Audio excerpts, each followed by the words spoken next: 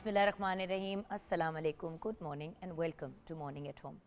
Viewers, आज जुम्मे का दिन है, तो जुम्मे के पॉइंट ऑफ व्यू से बरकतें एंड देन उसके साथ साथ आज पहला मुहर्रमुल हराम है। जैसे कि आप जानते हैं व्यूअर्स, फ़र्स्ट मुहर्रम हमारे इस्लामिक कैलेंडर के पॉइंट ऑफ व्यू से नए साल का आगाज़ होता है एंड एज़ मुस्लिम्स हम इसी को अपना न्यू ईयर मानते हैं।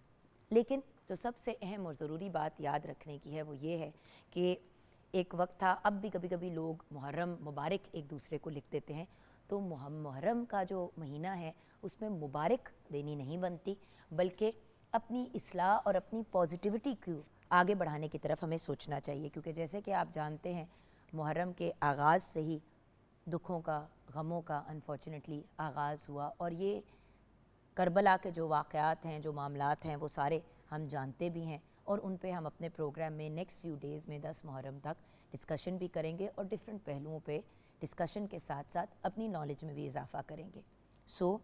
जब नए साल के आगाज़ की बात करते हैं तो ज़रूरी नहीं है कि इंसान सिर्फ यही सोचे कि ओ हमने कोई सेलिब्रेशन करनी है, कोई गेट टुगेदर करना है, कोई पार्टी करनी है।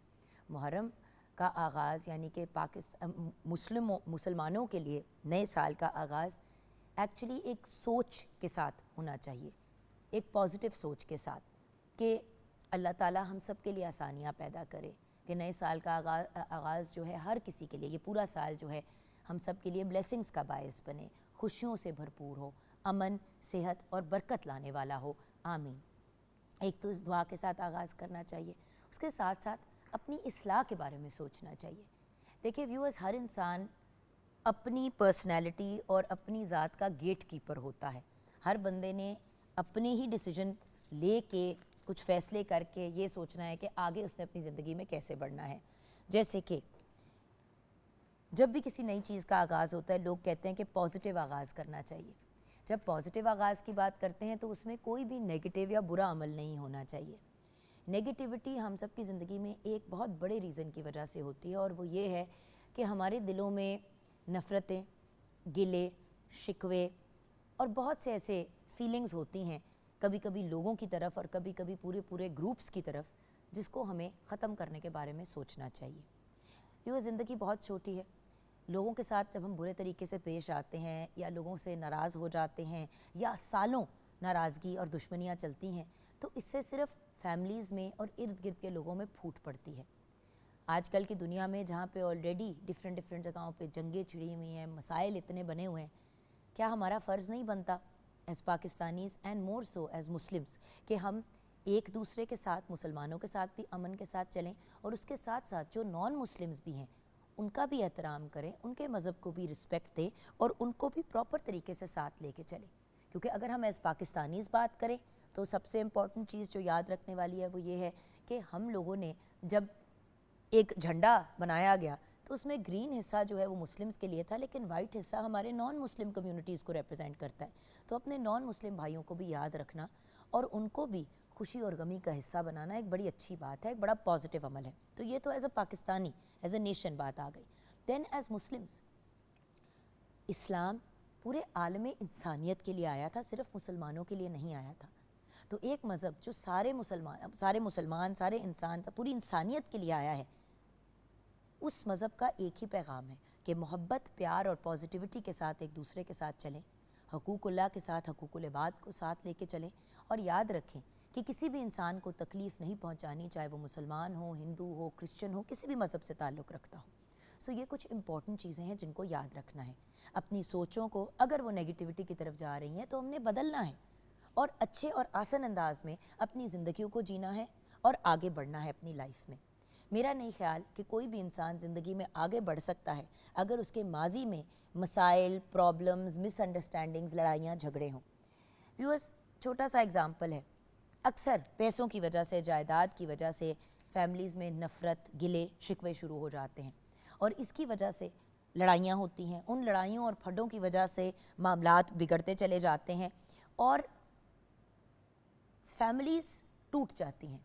मैंने ऐसे बहुत से फैमिलीज़ और सेटअप्स देखे हैं जहाँ पे दो भाइयों ने, या भाई एक तरफ, बहनें एक तरफ, और जायदाद के मसाइल चल रहे हैं, और उन जायदाद के मसाइल की वजह से और मसलों की और लड़ाइयों की वजह से सालों साल आपस में भाई बहनों की कोई बातचीत नहीं है, कोई गुफ्तगू नहीं है। تو ہم تو ایک ایسے مذہب سے بلانگ کرتے ہیں ویورز جو مسلمز ہیں جہاں پہ 3 دن سے زیادہ تو ناراضگی بھی نہیں رکھنی چاہیے کسی کے ساتھ. تو ہم کیا کرتے ہیں, لڑائی ہوئی, مسئلہ ہوا, نہ صرف اس انسان کے ساتھ جھگڑا ہوا, اپنے منہ سے بھی ان کے بارے میں ڈفرینٹ جگہوں پہ بیٹھ کے غلط باتیں کہیں, غلط باتیں بکیں, اس لڑائی کو لمبا کرتے چلے گئے.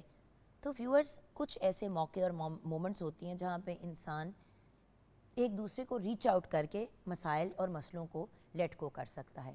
میں بار بار ایک بات کہتی ہوں ویورز کہ سوچے اگر اللہ ہر دن ہمیں معاف کر سکتا ہے تو ہماری ہر غلطی پہ ہمارے ساتھ رحم سے پیش آتا ہے, تو کیا ہم انسان ہوتے ہوئے ایک دوسرے کو معاف نہیں کر سکتے؟ میں یہ نہیں کہہ رہی کہ دوسرے انسان کوئی غلط کام نہیں کرتے, کسی نیگیٹیوٹی کی طرف نہیں جاتے.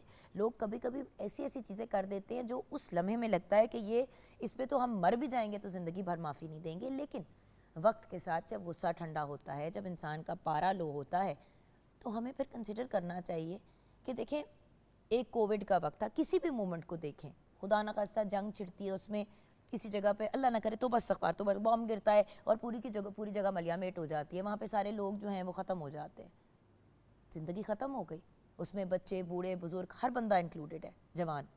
سو جب زندگی موت کی کوئی گارنٹی نہیں ہے, ان دا سینس دیٹ ایک پوائنٹ آنا ہے جب ہم نے اس دنیا سے رخصت ہو ہی جانا ہے, اور یہ کہیں پہ نہیں لکھا ہوا کہ ہر انسان جو ہے وہ 90-100 سال کے بعد ہی اس دنیا سے جائے گا. لوگ 20 سال کی عمر پہ چلے جاتے ہیں, 4 سال کے بچے اس دنیا سے رخصت ہو جاتے ہیں. سو دا فیکٹ از جب زندگی کی ان چیزوں کی گارنٹی نہیں ہے کہ how long we are going to be alive, تو پھر ہمیں چیزوں کو درگزر کر دینا چاہیے. اور ویور سچی بات بتاؤں, جو انسان دوسرے کے ساتھ ناراض ہوتا ہے اس کی اپنی ذات پہ کتنا بڑا بوجھ ہوتا ہے, اپنا سانس رک رہا ہوتا ہے ہر وقت. اور اگر جس انسان سے لڑائی یا پھڈا یا جھگڑا ہو وہ نظر کے سامنے آ جائے تو جدھر بھی ہوتے ہیں انسان کا میٹر آؤٹ ہو جاتا ہے, اور پھر دنوں تک انسان ڈسٹربڈ رہتا ہے.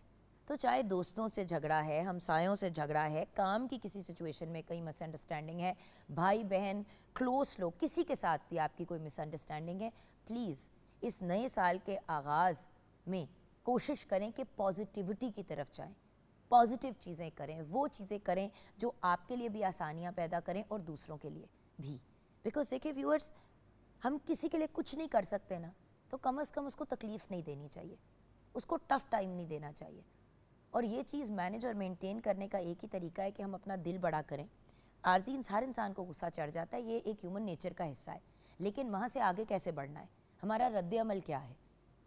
دیکھیں لڑائی کے بعد نارمل بات ہے کہ 2 لوگوں کی مس انڈرسٹینڈنگ ہو یا جھگڑا اور وہ پھر آپس میں ایک دوسرے سے بات نہ کریں, لیکن سب سے افضل اور بہترین انسان وہ ہے جو لڑائی کو ختم کرنے کی کوشش کرے, اور پھر اگر مسئلہ خراب ہے تو اس کو درگزر کر کے موو فارورڈ کرے.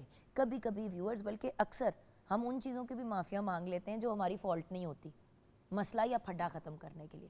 تو لڑائی یا جھگڑے کو ختم کرنے کے لیے کبھی اپنے آپ کو ذرا نیچا کرنا بھی پڑے تو یاد رکھیں کہ آپ اللہ کے سامنے اپنا درجہ بہت اونچا کر رہے ہیں. اور دیکھیں ویورز, جان ہم نے اپنے رب کو دینی ہے, اور ہر انسان نے اپنی قبر میں جانا ہے, اپنے ظرف, اپنے اعمال اور لوگوں کی دعائیں یا بددعائیں ساتھ لے کے جانی ہیں. تو کوشش یہ کرنی چاہیے کہ زیادہ سے زیادہ پازیٹیوٹی سمیٹیں, لوگوں کی دعائیں حاصل کریں, اور اپنے آپ کو ایک اچھا انسان بنا کے اس دنیا میں آگے بڑھیں. آئیے کچن کی طرف بڑھتے ہیں, لیکن پہلے 0429920648 پہ آپ کال کر سکتے ہیں. مارننگ ایٹ ہوم ہمارا فیس بک کا پیج ہے. شیف کنیز فاطمہ ہمارے ساتھ ہیں. السلام علیکم. وعلیکم السلام. کیا حال ہے آپ کے؟ بالکل ٹھیک ٹھاک. آج ہم نے سوچا کہ اوبیسلی محرم کے پوائنٹ آف ویو سے اینڈ جنرلی آلسو نئے سال کا آغاز ہوتا ہے تو بہت سے لوگ اس مس انڈرسٹینڈنگ میں ہوتے ہیں کہ او نیو ایئر ہے تو مبارکباد دیں. یہ مبارک دینے والا ٹائم نہیں ہوتا, بیکاز اوبیسلی محرم کا آغاز سبھی جانتے ہیں کہ کیسا ہوا, اور مزید آج ہم اس پہ بات بھی کریں گے آگے جا کے, اور اوبیسلی کلام بھی پیش کریں گے. اور آج ہم نے ہمارے ساتھ ڈاکٹر ہیں, ان سے بھی ہم نے بات کرنی ہے دل کے امراض سے ریلیٹڈ, تو ہیلتھ کو اور پازیٹیوٹی کو لے کے آگے بڑھیں گے. لیکن آپ کی اس ٹاپک کے بارے میں کیا رائے ہے, درگزر کرنا چاہیے یا اگر پھڈا پڑا ہوا ہے تو جب تک اگلا معافی نہ مانگے یا اگلا نہ گڑ گڑائے تو درگزر نہیں کرنا چاہیے؟ آپ کیا کہتی ہیں؟ بالکل درگزر کرنا چاہیے. ٹھیک ہے, اگلا جو کر رہا ہے آپ اس کو کرنے دیں, لیکن آپ اپنا بڑا پن دکھائیں اور خود سے چلے جائیں. بے شک آپ کی نہیں بھی غلطی, بٹ خود سے جائیں, اس سے چلیں, ٹھیک ہے, پرانی ساری چیزوں کو ختم کریں, گلے شکوے معاف کریں. اگر وہ نہیں بھی مطلب کہ جھکنا چاہ رہا, نہیں وہ سرنڈر کرنا چاہ رہا, بٹ آپ اپنی طرف سے بیسٹ کر کے آپ دیکھیں. اپنی طرف سے چھوڑ دیں. میں نے اتنے کیسز دیکھے ہیں کہ بھائی بہنوں کی آپس میں لڑائی ہوئی ہے, بہن نے دل بڑا کر کے بات کو چھوڑ دیا, لیٹ گو کر دیا. اب دیکھیں جائیداد ایک ایسی چیز اس پہ بڑی لڑائیاں ہوتی ہیں. میں ہمیشہ کہتی ہوں پیسہ جو ہے نا, بس پیسہ, پراپرٹی, کوئی بھی ایسٹ ہمیشہ ہر مسئلے اور پھڈے کی جڑ بنتا ہے. بالکل. اور گھروں میں تو پھوٹ پیدا کرنے والی یہی چیز ہے. ماں یا باپ یا دونوں پیرنٹس دنیا سے رخصت ہو گئے, اب آگے جائیداد کا معاملہ آ گیا, اس پہ لڑائیاں, پھڈے, جنگیں, بھائی. چیز بہت اسٹیریو ٹائپ ہے جائیداد کے پیچھے لڑنا. دیکھیں جو آپ کا شرعی طور پہ حق بنتا ہے آپ لیں. بہنوں کو کہہ دیتے ہیں تم اپنا حصہ نہ لو. اب بڑی دفعہ ایسا ہوتا ہے کہ بھائیوں کے حالات بھی بہنوں سے بہتر ہوتے ہیں, پھر بھی ان کو وہ آدھا حصہ جو ان کا بنتا ہے وہ بھی دینے کے لیے تیار نہیں ہوتے. تو افسوس ہوتا ہے کہ جس کا جو رائٹ ہے آپ اس کو دے دیں. لڑائی کی طرف جائے گی نہیں. مسئلہ یہ ہوتا ہے کہ ہم چلاکیاں کرتے ہیں. سوچنے کی بات یہ ہے کہ وہ جو 4 پلاٹ یا 1 یا 2 گاڑیاں یا بزنس کے اندر جو آپ اپنے رائٹس کے پوائنٹ آف ویو سے لڑائی ڈال رہے ہیں, وہ کیا چیزیں رہیں گی جب ہم اس دنیا سے جائیں گے ویورز؟ وہ ساری چیزیں ہم یہیں پہ چھوڑ کے چلے جائیں گے. بلکہ سب کے پیچھے لڑنے کی بجائے آپ کو چاہیے پہلے اپنی بہن بیٹیوں کا حصہ نکالیں, پھر اپنے بارے میں سوچیں, جو کہ بنتا بھی ہے. اچھا کچن میں کیا بن رہا ہے میرے بچہ؟ کچن میں آج بن رہی ہے چکن حلیم. ریسیپی کی طرف تو ریسیپی کی طرف چلتے ہیں. جو ہمیں انگریڈینٹس چاہیے وہ ہے گندم آدھا کپ, جو آدھا کپ چنے کی دال 1/4 کپ, مسور کی دال 1/4 کپ, ماش کی دال 1/2 کپ, مونگ کی دال 1/4 کپ, چاول 1/2 کپ, پانی 3 سے 4 لیٹر, تیل آدھا کپ, دار چینی 2 سے 3 عدد, کالی مرچ 1/4 چائے کا چمچ, تیز پتہ 2 عدد, پیاز 3 عدد, مرغ گوشت 750 گرام, ہری مرچ 1.5 کھانے کا چمچ, ادرک لہسن پیسٹ 1.5 کھانے کا چمچ, دھنیا پاؤڈر 1 کھانے کا چمچ, نمک حسب ذائقہ, ہلدی آدھا کھانے کا چمچ, زیرہ پاؤڈر آدھا کھانے کا چمچ, گرم مسالہ 1 چائے کا چمچ, جاوتری آدھا چائے کا چمچ, جیفل 1/4 چائے کا چمچ, دہی 1 کپ, تڑکے کے لیے تیل آدھا کپ, پیاز 1 عدد. اور بھی آپ اس کے اندر چیزیں ایڈ کر سکتے ہیں, ثابت لال مرچ وغیرہ ہوگی اور زیرہ وغیرہ, اور لاسٹ پہ آپ نے اس کو گارنشنگ کر دینی ہے. تو وہ میں آپ کو میتھڈ کے ساتھ بتاؤں گی کہ بہت ہی سمپل طریقہ ہے. حلیم بنانا کوئی ایک راکٹ سائنس نہیں ہے. آپ کے پاس گھر میں اکثر دالیں وغیرہ موجود ہوتی ہیں, تو آپ ان کو ہاف باؤل نکال کے رکھ لیں. ہاف باؤل نکالنے کے بعد جس میں جو میں نے دالیں مینشن کی ہیں ان سب کو, اور چاول اور جو دلیا ہے, وہ اس میں یہ کام کرتے ہیں کہ جو آپ کا حلیم کا جو ٹیکسچر ہوتا ہے نا, وہ اس کو کافی تھک کرتا ہے. تو ان ساری چیزوں کو آپ نے یہ کرنا ہے کہ ان کو آپ نے اچھے سے چاپ کر کے آپ نے اس کا ایک فائن سا پاؤڈر بنا لینا, بالکل فائن پاؤڈر. اگر آپ پہلے سے ہی بنا لیں گے نا تو لاسٹ پہ نہ آپ کو ہینڈ بلینڈر کی مطلب کہ ضرورت پڑے گی, اور نہ ہی مطلب کہ آپ کو وہ پراپر وہ جو گھوٹنا لگانا پڑتا ہے وہ بھی نہیں کرنا پڑے گا. تو جو اس کا میتھڈ ہے, میتھڈ کی بات کی جائے, آپ نے یہ کرنا ہے کہ آئل میں پیاز ڈالنی ہے, پیاز ڈال کے آپ نے اس کو اچھے سے بنانا ہے. اس کے اندر جو ثابت گرم مسالہ ہوگا وہ جائے گا. ثابت گرم مسالہ جانے کے بعد آپ نے اس کے اندر ادرک لہسن پیسٹ ڈالنی ہے. ادرک لہسن پیسٹ ڈالنے کے بعد آپ نے یہ کرنا ہے کہ جو چکن ہوگی وہ ڈالنی ہے. اگر آپ کے پاس بون لیس ہے تو بھی ٹھیک ہے, اگر نہیں ہے تو بھی ٹھیک ہے, کوئی مسئلہ نہیں ہے. اس کے اندر آپ نے چکن ایڈ کر کے اس کی آپ نے اچھے سے بنائی کرنی ہے. بیچ میں ٹماٹر وغیرہ جائیں گے. ٹماٹر جانے کے بعد جتنے آپ کو اسپائسز میں نے مینشن کیے ہیں وہ سب آپ نے ایڈ کرنے ہیں.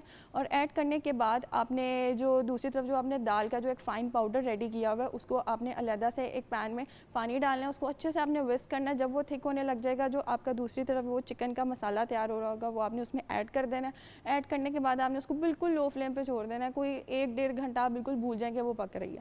اور جب وہ اس کی جو تھکنیس ہوگی اور جو چکن ہوگا اس میں جو اچھے سے بالکل بلینڈ ہو جائیں گے, بلینڈ بھی ہو جائے گا اور گاڑھا ہو جائے گا. گاڑھا ہو جائے گا. اور یہ سیم میتھڈ آپ کا مٹن, بیف تینوں کے لیے, چکن کے لیے بھی. تو آپ نے اس کو لو فلیم پہ پکانا ہے, بالکل جلدی نہیں کرنی. اور لاسٹ پہ آپ نے تڑکا لگا دینا ہے. تڑکے میں جو میں نے انگریڈینٹس مینشن کیا وہ لگا کے اس کو آپ نے لاسٹ پہ گارنش کر دینا ہے. گارنش آپ نے کرنا ہے ادرک, دھنیا, ہری مرچی, نیمبو وغیرہ جو بھی آپ کو پسند ہے.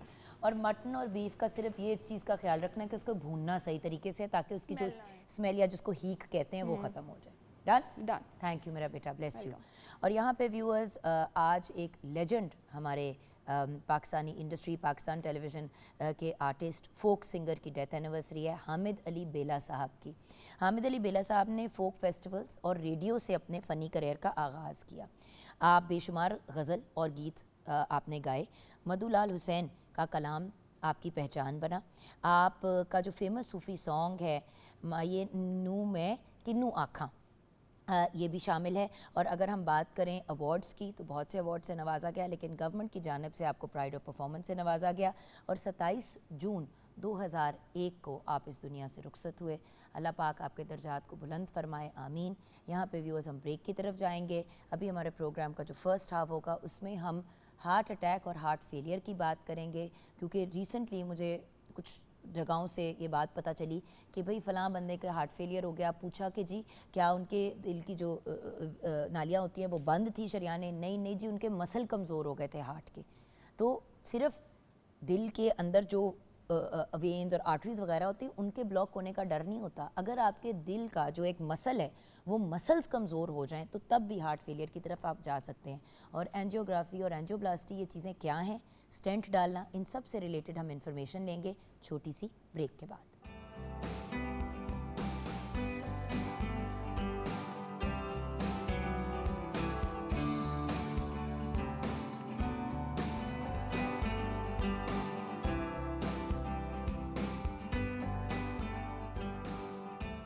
Welcome back from the break viewers. بھائی ویورز, آج ڈاکٹرز کی دنیا کے انٹرنیشنل سیلیبریٹی ہمارے ساتھ ہے تو ہم تو بہت ہی ایکسائٹڈ ہیں.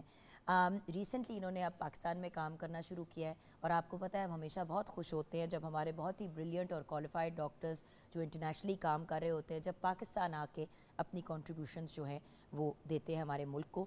تو ڈاکٹر اورنگزیب صدیق مان ہمارے ساتھ ہیں. Doctor Aurangzeb consultant interventional cardiologist ہیں. السلام علیکم ڈاکٹر صاحب. السلام علیکم جی, ہاؤ آر یو؟ خیریت سے آپ؟ بالکل ٹھیک. ڈاکٹر صاحب پہلے آپ کہاں پریکٹس کر رہے تھے, کہاں پریکٹس کیا آپ نے؟ میں جی انیشلی میں I went to medical school in Pakistan, صحیح, which seems like many years ago now. کل پرسوں کی تو بات ہے ڈاکٹر صاحب. تو کوئی 25 سال پہلے. اس کے بعد I was initially in England, پھر میں یو ایس میں تھا, پھر پاکستان میں سیٹ اپ سے اسٹیبلش کیے. Then again I was working between Pakistan and Dubai and England, which is what I'm doing now. So I'm in and out of Pakistan, but it's always lovely to be back home. Doctor صاحب پاکستان میں پھر سے کام کرنے کا reason دیکھیں پیسے تو نہیں ہو سکتا کیونکہ ٹو بی آنیسٹ سچی بات ہے جو باہر بندہ کماتا ہے اس کا کمپیریزن پاکستان کے ساتھ نہیں کیا جا سکتا, تو why Pakistan? Well, firstly, it's always good to be home. It's always good to be back home with friends, family. And then صاحب نے کہا کہ باقی خواہشات جو ضرورت کی ہیں وہ تو دنیا میں پوری ہو جاتی ہیں, لیکن دیر از آلویز دس لانگنگ کہ اچھا یار چلو let's return something, let's go back, let's do something for the homeland. ہاں جی. اور گھر کے لوگ جو ہیں جیسے ہمارے پاکستان, آپ کو پتہ ہے کہ دل کے امراض پاکستان میں بہت ہیں اور کارڈیولوجسٹ کی بہت سیریس ڈرتھ ہے. اب اللہ کا شکر ہے کہ اب چیزیں بہتر ہو رہی ہیں, لیکن آپ بالکل صحیح کہہ رہی ہیں کہ we do need to establish more cardiac centres. اور کیونکہ ڈاکٹر صاحب لوگ جب بھی دل کی پرابلم ذرا سیریس ہو جاتی ہے تو لوگ کہتے ہیں باہر جاتے ہیں, لوگ اکراس دا بارڈر چلے جائیں گے, سنگاپور جانے کا بھاگتے ہیں. ہمارے ملک کے ڈاکٹرز انٹرنیشنلی جو ہیں وہ جا کے لوگوں انٹرنیشنلی ان کو ہائر کیا جاتا ہے کہ وہ علاج کریں. تو جب آپ جیسے لیول کے ڈاکٹرز پاکستان میں ہوں گے تو کبھی بھی کوئی کنسیڈر نہیں کرے گا پاکستان سے باہر جا کے علاج کرنے کا, کیونکہ مہنگا تو اپنی جگہ, لیکن دیکھیں گھر سے دور اعتماد داری بھی مشکل ہو جاتی ہے نا, اور کیئر بھی پرابلمٹک ہو جاتی ہے. کتنے لوگ جائیں گے ساتھ؟ نہیں بالکل آپ صحیح کہہ رہی ہیں. اور میں کہوں گا کہ پاکستان میں بہت اچھے سینٹرز میں بہت زیادہ کام ہو رہا ہے.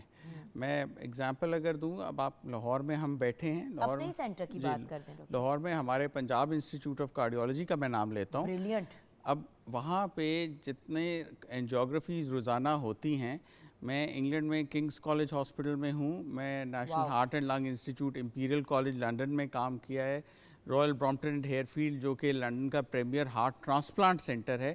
یہ تینوں centres they are the leading heart centres of London.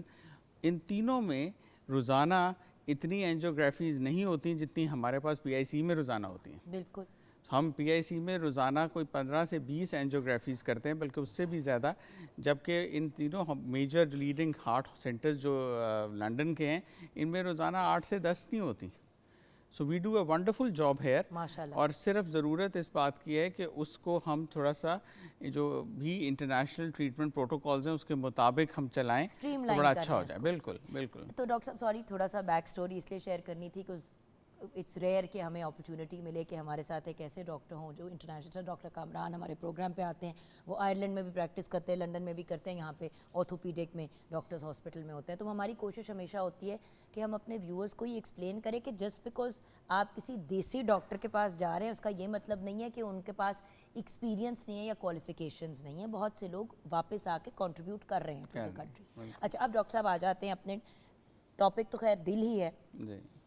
پہلے بات ہوتی تھی کہ ہائے دل ٹوٹ گیا, اب تو لگ رہا ہے کہ ہر بندے کا دل ٹوٹا بھج جائے اس ملک میں. ہم سوری ایک وقت ہوتا تھا جب ایک ایج کے بعد 60s کے بعد جا کے دل کے امراض ہوتے تھے کہ سنا ہارٹ اٹیک ہو گیا.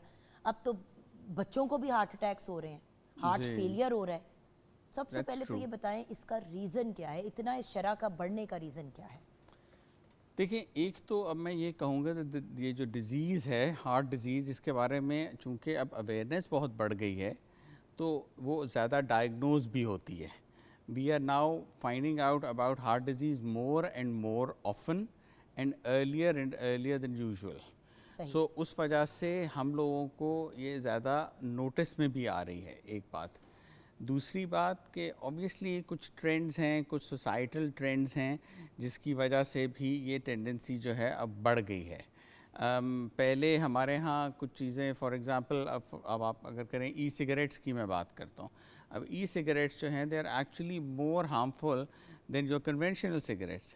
سو بیکاز آف دیٹ ایک اور وہ جو پاپ کارن لنگس کا بھی ایک ایشو جو آ گیا ہے, ایگزیکٹلی لوگ کہہ رہے تھے کہ بھئی دیکھیں سیدھی بات ہے 90% لوگوں نے جنہوں نے سگریٹ چھوڑی وہ ڈائریکٹ ویپ پہ گئے, بالکل, کیونکہ وہ نکوٹین گم شم سے نہیں سیٹسفیکشن ملتی کیونکہ عادت تھی ایک چیز کی. اچھا بڑے لوگوں نے سوچا کہ ہم سیف سائڈ پہ چلے گئے ہیں, ہو یہ رہا ہے کہ وہ ویپ کیونکہ کانسٹنٹلی ہاتھ میں ہوتا ہے تو آپ سگریٹ سے کئی گنا زیادہ اس کو یوز بھی کرتے ہیں اور لوگ گھروں کے اندر بھی یوز کر لیتے ہیں کیونکہ اب وہ ویپس بھی آ گئے جسے واٹر ویپرز نکلتے ہیں. تو بیسکلی پھیپھڑے آپ کے برباد ہوتے جا رہے ہیں. ہاں اب دوسروں کو نقصان نہیں پہنچ رہا لیکن اپنی ذات کو کئی گنا زیادہ نقصان پہنچ رہا ہے. It is actually been quantified کہ ای سگریٹس جو ہیں وہ نارمل سگریٹس کے مقابلے میں 8 گنا زیادہ ہارمفل ہیں, تھوڑی بہت نہیں 8 گنا زیادہ اور اس کے بعد اگر ہم بات کریں drugs and alcohol is a major issue now especially in our younger generation. مجھے ابھی پاکستان میں کام کرتے ہوئے چند ہفتے ہوئے ہیں and I am shocked that every second patient who I'm seeing, I practice in Gulbarg, وہ ایریا جو ہے it's obviously well educated and affluent class of the society. اس میں تو مطلب every second patient which I'm seeing. کل ہم نے پورا پروگرام ڈرگ ابیوز پہ کیا کیونکہ کل انٹرنیشنل ڈے آف مطلب تھا of awareness drug abuse and illicit trafficking. ایک تو یہ بھی پرابلم ہے نا, پہلے تو صرف یہ ہوتا تھا کہ ڈرگ ابیوز کا دن منایا جاتا تھا, اب کیونکہ بچے بھی جو ہیں وہ بیچ رہے ہیں آگے ڈرگ اسکولوں میں جا کے کالجز میں, اٹس شاکنگ. اور چھوٹے چھوٹے, اور آپ کو ڈاکٹر صاحب آپ کو پتا ہوگا بڑی دفعہ لوگ اب ڈال دیتے ہیں کہ یار اس بچے کو ہارٹ اٹیک ہو گیا یا اس کو برین ہیمریج ہو گئی. جب آپ ذرا سا کوریدتے ہیں تو پتہ چلتا ہے کہ ایکچولی اوور ڈوز کا پرابلم تھا, اوور ڈوز کا ایشو. بالکل نہیں, اور وہ اوور ڈوز الٹیمیٹلی جو کاز آف ڈیتھ بنتا ہے that is usually either damage to the heart اور دا برین. وہ اوور ڈوز نے کسی طرح سے تو افیکٹ کرنا ہے اور وہ جا کے سلو پوائزننگ وہ لیور کی اور کڈنیز کی کرتا ہے اور ultimately what pushes you over the edge is either a heart attack اور اے اسٹروک. سو ایک تو یہ جو ہماری ڈرگ الکوہول اینڈ سگریٹ والا مسئلہ ہے, وہ خوراک کا اس میں کتنا عمل دخل ہے کیونکہ بہت سے بالکل ہی سنگل پسلی لوگوں کو بھی ہارٹ اٹیک ہو جاتا ہے. Unfortunately, پہلے تو کہتے تھے نا موٹے بندے کو ہارٹ اٹیک ہوتا ہے. ہاں جی, unfortunately that is true. ہم لوگ خوش خوراک ہیں ہمیشہ سے, لیکن at the same time encouraging بات جو میں نے نوٹس کی ہے وہ یہ ہے کہ ایک ٹرینڈ پہلے بھی تھا ورک آؤٹ کرنے کا, جم جانے کا, ٹو لک گڈ, وہ تھا پہلے, لیکن اب میں دیکھ رہا ہوں کہ اچھی بات جو ہوئی ہے کہ وہ ٹرینڈ لنک ہو گیا ود ایکچولی لیونگ ہیلدی, کہ ہاں اچھا چلو ورک آؤٹ کریں, it leads to healthier living. لیکن ڈاکٹر صاحب تو protein shakes and all the other بکواس جو آپ دیکھیں ہم اتنے کیمیکلز اپنے سسٹم میں ڈال رہے ہیں. دیکھیں اگر آپ نے پروٹین کی مقدار کھانے میں اپنی بڑھانی ہے تو آپ انڈے, قیمہ, گوشت, وہ چیزیں پنیر, 100 چیزیں کھا سکتے ہیں. اب لوگ اپنی میلز بھی جو جم شم کرتے ہیں وہ کہتے ہیں یار ہم اپنا شیک پی لیں گے. اب اس شیک منحوس میں کیا ہے کیا نہیں ہے گرانٹیڈ لکھا ہوا ہوتا ہے, بٹ پاکستان میں تو وہ چیزیں بھی اویلیبل ہوتی ہیں جو پوری دنیا میں بین ہوئی ہوتی ہیں. بالکل FDA اپرووڈ نہیں ہے. سو کالڈ پروٹین شیک 2000 روپے کا اتنا بڑا مل گیا, لے لو. اب اس میں کیا گند گچولے ہیں کسی کو نہیں پتا. دیٹ از ویری ٹرو, اور that is one of the reason جو آپ کہہ رہی ہیں کہ وہ بالکل وہ سوکھا تیلی کی طرح ہے, اس کو ہارٹ اٹیک ہو گیا. That is one of the reasons کہ آپ کا کنٹرول میکنزم ایگزسٹ نہیں کرتا, کوئی آپ کی کیلیبریشن اسٹینڈرڈائزیشن جو ہے اس کے سارے اسٹینڈرڈز ایگزسٹ کرتے ہیں. وہی بات ہے کہ صرف ان کو امپلیمنٹ کرنے کی ضرورت ہے. ہر چیز موجود ہے آن پیپر, اس کو ہم امپلیمنٹ کریں, ہم اس کی مانیٹرنگ کریں تو things will be so much more safer.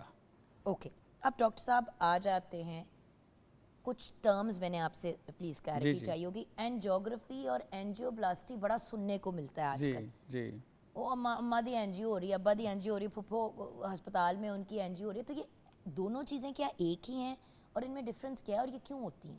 جی میں بتا, اینجیوگرافی ایک بڑی براڈ سی ٹرم ہے جس میں کہ ہم جسم کی شریانوں کو دیکھتے ہیں اور ان کی خون کی سپلائی کو چیک کرتے ہیں. اینجیوگرافی دل کی بھی ہوتی ہے, اینجیوگرافی ہم دماغ کی بھی کرتے ہیں, اینجیوگرافی جگر کی بھی ہوتی ہے, اینجیوگرافی ٹانگوں کی بھی ہوتی ہے, ہاتھ کی بھی پورے جسم کی پوری جسم کی ہوتی ہے. اور یہ ایک ٹیسٹ ہے جس کے ذریعے ہم دیکھتے ہیں کہ شریانوں کے اندر خون کی سپلائی کیسی ہے. یہ صرف ٹیسٹ ہے. اچھا یہ ڈینجرس تو نہیں ہے؟ دیکھیں risk is associated with any medical treatment, کوئی بھی علاج کے لوگ ساتھ کراتے ایک ہوئے رسک ہے. ڈرتے ہیں نا, کہتے ہیں اسی نہیں کرانا, اسی نہیں کرانا. میں نے بڑی دفعہ پی آئی سی میں لوگوں کو وہاں پہ جھگڑا ڈالتے ہوئے دیکھا, نہیں کرنا نہیں کرنا. ذرا ایکسپلین بھی کر دے کہ وہ بیچارہ ہوتا کیسے ہے. لوگوں کے ذہن میں ہوتا ہے کہ کوئی بہت بڑا آپریشن ہو جاتا ہے, بائی پاس آ جاتا ہے نا دماغ میں لوگوں کے. میں نے اینجیوگرافی کی ٹریننگ کی تھی ایک ایجپشین کنسلٹنٹ کے ساتھ. وہ کہتے تھے کہ میں ایک بندر کو اینجیوگرافی کرنا سکھا سکتا ہوں. نہ کریں. یہ اتنا سمپل ٹیسٹ ہے, یہ اتنا سمپل ہے اور اس میں ہارڈلی 5 سے 10 منٹ لگتے ہیں. یہ بہت سیف ٹیسٹ ہے. جو رسک ہم کوٹ کرتے ہیں وہ کہتے ہیں کہ 10,000 میں سے ایک انسان کو اینجیوگرافی کے دوران ہارٹ اٹیک ہو سکتا ہے یا سٹروک ہو سکتا ہے یا اس کی موت واقع ہو سکتی ہے. اب 10,000 میں سے ایک کا مطلب ہے کہ 9,999 مریض بالکل ٹھیک رہتے ہیں. ایک اور رسک جو ہم کوٹ کرتے ہیں کہ اینجیوگرافی کے نتیجے میں خدا نخواستہ آپ کی موت واقع ہونے کا رسک جو ہے وہ اس کے مقابلے میں کم ہے. اگر آپ مقابلہ کریں کہ اگر چلتے پھرتے آپ گر جائیں, چلتے پھرتے وہ تو چلے ایک مختلف ہے, لیکن ایک ایئر کریش کے نتیجے میں, جہاز کے کریش ہونے کے نتیجے میں آپ کی موت کے واقع ہونے کا چانس زیادہ ہے. اب آپ دیکھیں کہ جہاز کتنے یہ آپ نے غلط اگزامپل دیا ڈاکٹر صاحب. آج کل بڑے جہاز گر رہے ہیں, یہ تو مسئلہ ہے. ہم نے دیکھا نہیں ہے, ہم نے بہت غلط اگزامپل دے دیا. لوگوں کا ویسے ہی طرح نکلا ہوا ہے آج کل. جہاز گر رہے ہیں لیکن ایٹ دا سیم ٹائم آپ یہ دیکھیں کہ کبھی کبھی گرتے ہیں, کبھی کبھی گرتے ہیں. اور ویورز اگین مذاق اپنی جگہ, اللہ ان سب کے لیے آسانیاں پیدا کرے جو کسی بھی اس قسم کی ٹریجڈی کو فیس کر چکے ہیں. بٹ وہی والی چیز ہے نا, as the world is moving forward, لوگ پھر وہ کمپیریزن میں فلاں جہاز بھی تو گر گیا تھا. کیونکہ میں نے پچھلے دنوں یہی کسی کو کہا کہ بھائی چیک کرا لو, وہ بہتر ہے نہ کہ چلتے پھرتے کسی دن مطلب ہارٹ اٹیک ہو جائے اور فوت ہو جاؤ. سو ایک تو یہ بات ہوئی. اچھا پھر اینجیوپلاسٹی کیا ہوتی ہے؟ اینجیوپلاسٹی اینجیوگرافی کے بعد علاج ہے. اینجیوگرافی میں ہم دیکھتے ہیں کہ شریان میں کیا مسئلہ ہے. اینجیوپلاسٹی کے ذریعے ہم اس مسئلے کو, اس تنگی کو, اس رکاوٹ کو دور کرتے ہیں. وہ ہم ایک سمپل بلون ڈال کے بھی کر سکتے ہیں. غبارہ ڈالیں جہاں پہ تنگی ہو, غبارہ پھلا دیں, وہ تنگی کھل جائے گی.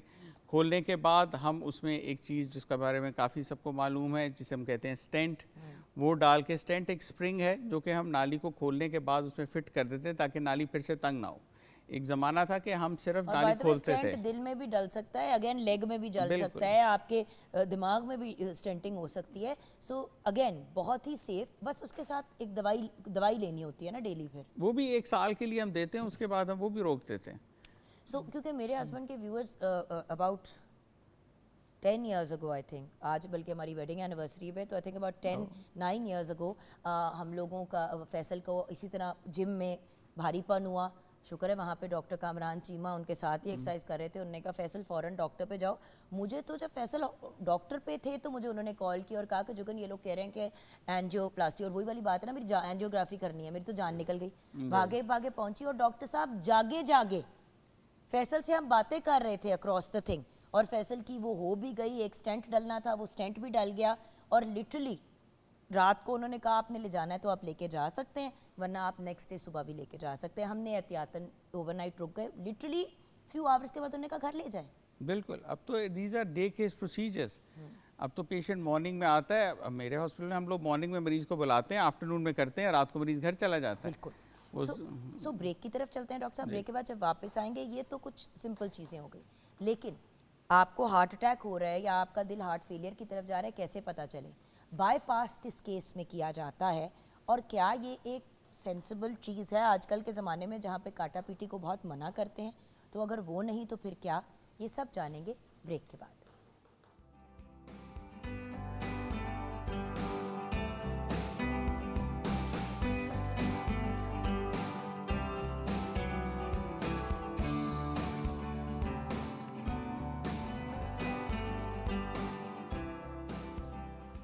Welcome back from the break viewers. ابھی ڈاکٹر اورنگزیب صدیق مان سے یہی ڈسکشن ہو رہی تھی. ایک تو ہم نے بینگ لاہوریز آپس میں رشتہ داریاں بھی جوڑ لی ساری, and of course being a consultant interventional cardiologist, ہم یہی ایکچولی ڈسکس کر رہے تھے کہ بڑی دفعہ ایسا ہوتا ہے ویورز کے ہارٹ اٹیک ہو رہا ہوتا ہے یا ہارٹ اٹیک کی سچویشن میں بندہ مبتلا ہوتا ہے اور گھر والوں کو بھی نہیں پتہ چلتا, اگلے کو بھی نہیں پتہ چلتا, اور اس کیس میں کیا کرنا چاہیے بندے کو سمجھ ہی نہیں آتی.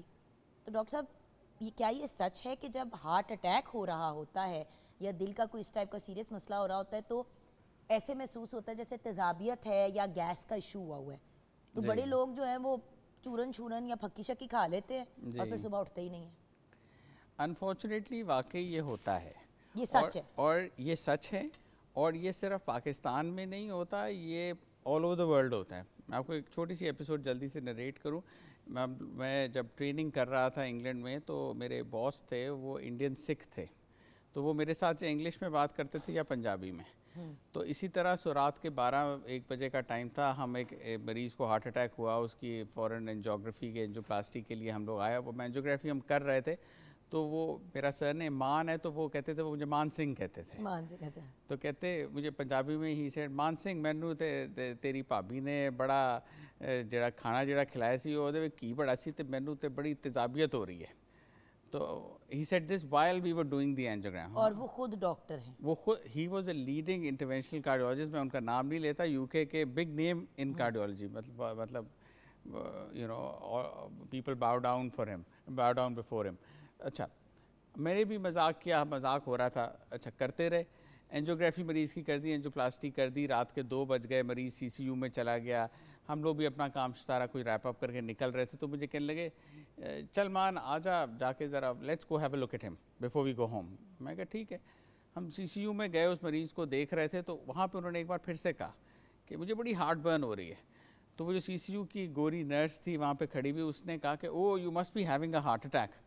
تو ہم نے بھی ایسا ہنسے, تو کہنے لگے اچھا چلو میں سی سی یو میں آیا ہوں, میری ای سی جی تو کرو نا. وہ ای سی جی کی تو ان کو واقعی ہارٹ اٹیک ہو رہا تھا. اور 2 گھنٹے بعد اسی مریض کا جس کی انہوں نے اینجیوپلاسٹی کی تھی, اس کے ساتھ والے بستر پہ ان کی اپنی اینجیوپلاسٹی ہو گئی تھی اور لیٹے ہوئے تھے. سویٹ, بلکہ دونوں ہاتھ پکڑ کے لیٹ جاتے تو اور بھی کیوٹ ہوتا. لیکن ڈاکٹر صاحب وہی والی بات ہے, ایک میں گلا آنر کروں کہ آپ لوگ ڈاکٹر ساری دنیا کا خیال رکھتے ہیں, اور میں ہمیشہ ویورز آپ کو پتہ ہے ایک ہی بات کہتی ہوں کہ اللہ میاں نے اگر اس دنیا میں فرشتے بھیجے ہیں ان ہیومن فارم تو وہ ڈاکٹرز ہی ہیں. کیونکہ زندگی موت کے بیچ میں جب آپ لوگ لٹکے بھی ہوتی ہے آپ کی سولی, تو اس وقت یہی لوگ ہوتے ہیں جو آپ کو اس چیز سے نکال کے زندگی کی طرف واپس لے کے جاتے ہیں, اوبویسلی اللہ تعالیٰ کی مرضی سے. اینڈ ان پرابلمس تک پہنچنے سے پہلے ہی روک لیتے ہیں اگر آپ رائٹ ٹائم پہ تشخیص کر لیں. گلا میں یہ کروں گی کہ ڈاکٹر صاحب آپ ڈاکٹرز ساری دنیا کا خیال رکھتے ہیں, اپنا نہیں خیال رکھتے, سیریس نہیں لیتے ہیں اپنی کنڈیشنز کو. آپ لوگ, آپ بھی انسان ہی ہیں, آپ بھی انسان ہی ہیں. We are very bad patients ہم لوگ. وہ وہی بات ہے نا کہ وہ you take it for granted, وہ گھر کی مرغی والی بات ہوتی ہے, کہتے ہیں ہاں نہیں ٹھیک ہے کر لیں گے, اور وہ اس کو آپ لائٹ لیتے ہو اور پھر you and up getting into trouble. یہ ہے انفارچونیٹلی ہوتا ہے. ہارٹ اٹیک یا ہارٹ فیلئر کی طرف کوئی جا رہا ہے, اس کی آپ کیونکہ بڑی دفعہ گھر والے ہی کہہ دیتے ہیں, اور کتنی دفعہ میں نے اللہ معافی دے جنازوں پہ خواتین کو روتے ہوئے دیکھا ہے. میں نہیں کہہ رہی تھی کہ چپ کر جاؤ تسی سو جاؤ, ایویں تسی ڈرامے کر جاؤ, چپ کر جاؤ سو جاؤ تسی ڈرامے کر رہے ہو, اور ایک گلٹ ہی رہ جاتی ہے نا انسان کے دل میں. تو مجھے بتائیے کہ وہ کیا چیزیں ہیں جو میجر انڈیکیٹرز ہیں کہ فوراً آپ پیشنٹ کو ہسپتال لے کے جائیں یا ان کو ان کی دل کی دوائی دیں. دیکھیں میں ایک بات بتاؤں, یہ انسان ساری دنیا میں ایک جیسے ہیں. ہم لوگ جس طرح یہاں پہ بھی چیزوں کو ہم اگنور کرتے ہیں, برش انڈر دا کارپیٹ کرتے ہیں, کہتے ہیں نہیں کچھ نہیں ہوا چھوڑو ٹھیک ہو جائے گا, اس طرح پوری دنیا میں ہوتا ہے. میں بتاؤں پچھلے سال برٹش ہارٹ فاؤنڈیشن نے لنڈن میں ایک اویئرنیس کیمپین لانچ کی جس میں بڑے بڑے سائن بورڈز لگائے, جس میں ایک بندے کی تصویر تھی جس کی چھاتی کے گرد ٹراؤزر کی بیلٹ باندھی ہوئی تھی, صرف لوگوں کو یہ باور کرانے کے لیے کہ جب ہارٹ اٹیک ہو رہا ہوگا تو آپ یہ مت سوچیں کہ آپ کا کوئی بہت برا حال ہو جائے گا, آپ کے پسینے چھوٹ جائیں گے, آپ بے ہوش ہو جائیں گے. نہیں, آپ کو صرف چھاتی میں گھٹن محسوس ہوگی. اس لیے آپ نے جیسے سوال کیا اس کا پہلا جواب یہ ہے کہ اگر ہارٹ اٹیک ہو رہا ہے تو اس کی پہلی علامت یہ ہوتی ہے کہ چھاتی میں گھٹن ہے. لوگ گھٹن کو سمجھتے ہیں کہ یہ تیزابیت ہے, کہ اچھا چلو شاید میں رات کو صحیح طرح سویا نہیں, پٹھا کھنچ گیا ہے, یا اچھا شاید مجھے کوئی تھوڑا سا کھانسی ہو رہی ہے تو کوئی چھاتی میں انفیکشن ہوئی ہوئی ہے, کوئی نہیں اینٹی بائیوٹک کھا لو اور 2 دن میں ٹھیک ہو جائے گی, یہ جو گھٹن کی کیفیت ہے، جب آپ یہ کارڈیولوجسٹ کے سامنے یہ لفظ بولتے ہیں ایک دم ہمارے الارم بیلز بج جاتے ہیں، ایک دم کان کھڑے ہوتے ہیں کہ اچھا فوراً ECG کرواؤ. اور میں آپ کو بتاؤں کہ موسٹلی کیسز میں ECG کرواؤ تو ہارٹ اٹیک ہو رہا ہوتا ہے. لیکن ڈاکٹر صاحب ایک اور چیز ہے، ایک تو آپ نے کہا تذابیت اور بھاری پن. بڑے لوگ کہتے ہیں کہ بھئی ہمیں تو لگ رہا تھا اس کو پینک اٹیک ہو رہا ہے یا انگزائٹی اٹیک ہو رہا ہے، کیونکہ انگزائٹی اٹیک میں بھی گھٹن ہوتی ہے. بالکل ہوتی ہے، اور یہ ہے. بٹ دیکھیں نا ارلی ڈیٹیکشن ویورز، اگر خدا نخواستہ ہو رہا ہے تو کیا چلا جائے گا اگر آپ ہاسپٹل میں ایمرجنسی میں لے جائیں گے، ECG ہو جائے گی، چیک ہو جائے گا، زیادہ زیادہ ہنستے ہوئے گھر آئیں گے، لے تینے تو ایویں گیس کی پرابلم ہو رہی سی، ایویں پینک اٹیک ہو رہا تھا. نہ کہ اللہ معافی دے بندہ گھر پہ مر جائے اور پھر آپ کہیں کہ لے جاتے. یہ بہت کامن ہے، اور ہم تو جو دکھتا نہیں ہے اس کی سمجھ نہیں آتی نا انسان کو. ہم مذاق کرتے ہیں کہ ہم گیسٹرو-انٹرولوجسٹ کی بہت پریکٹس چلاتے ہیں کہ اپنے آدھے مریض جو ہیں وہ انہیں بھیجتے ہیں کہ یار نہیں ہمارے پاس یہ ہارٹ اٹیک کے ساتھ آیا تھا لیکن اس کو تو صرف تیزابیت کا مسئلہ ہے، تو چلو اس کو تم دیکھو. تو ہم لوگ بہت سارے مریض اس طرح آتے ہیں، اور وہی آپ نے اس طرح کہا کہ it's better safe than sorry. اور تیزابیت بھی اگر ہو رہی ہے تو ویورز آنیسٹلی اس کا پھر ایک علاج ہے. اگر پینک اٹیکس کا پرابلم ہے تو وہ سائیکائٹرسٹ آپ کو اس کا علاج بتائے گا. کسی بھی چیز کو چھوڑ نہیں دینا چاہیے.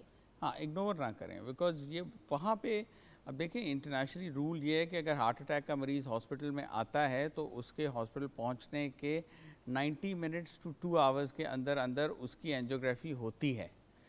یہ رول ہے، اور 2 آورز بھی میں کہوں گا زیادہ ہے. 90 منٹس یوزلی ہے رول کہ اگر ایسا ایک مریض دل کی تکلیف کے ساتھ آتا ہے 90 منٹ کے اندر اس کی اینجیوگرافی ہونی چاہیے. یہ پوری دنیا میں رول ہے. امریکہ میں آپ والمارٹ میں گروسریز کرنے جائیں، وہ کہتے ہیں جتنی دیر میں آپ کی فیملی گروسریز کرتی ہے آئیے ہم آپ CT اسکین سے آپ کی اینجیوگرافی کر دیتے ہیں. اب تو اتنا سیف ہو گیا یہ سارا پروسیجر. سو اس لیے بہتر یہ جائیں کروائیں آپ، اور اس کا پتہ لگائیں کہ کیا ہے، رات کہ اس کو اگنور کریں.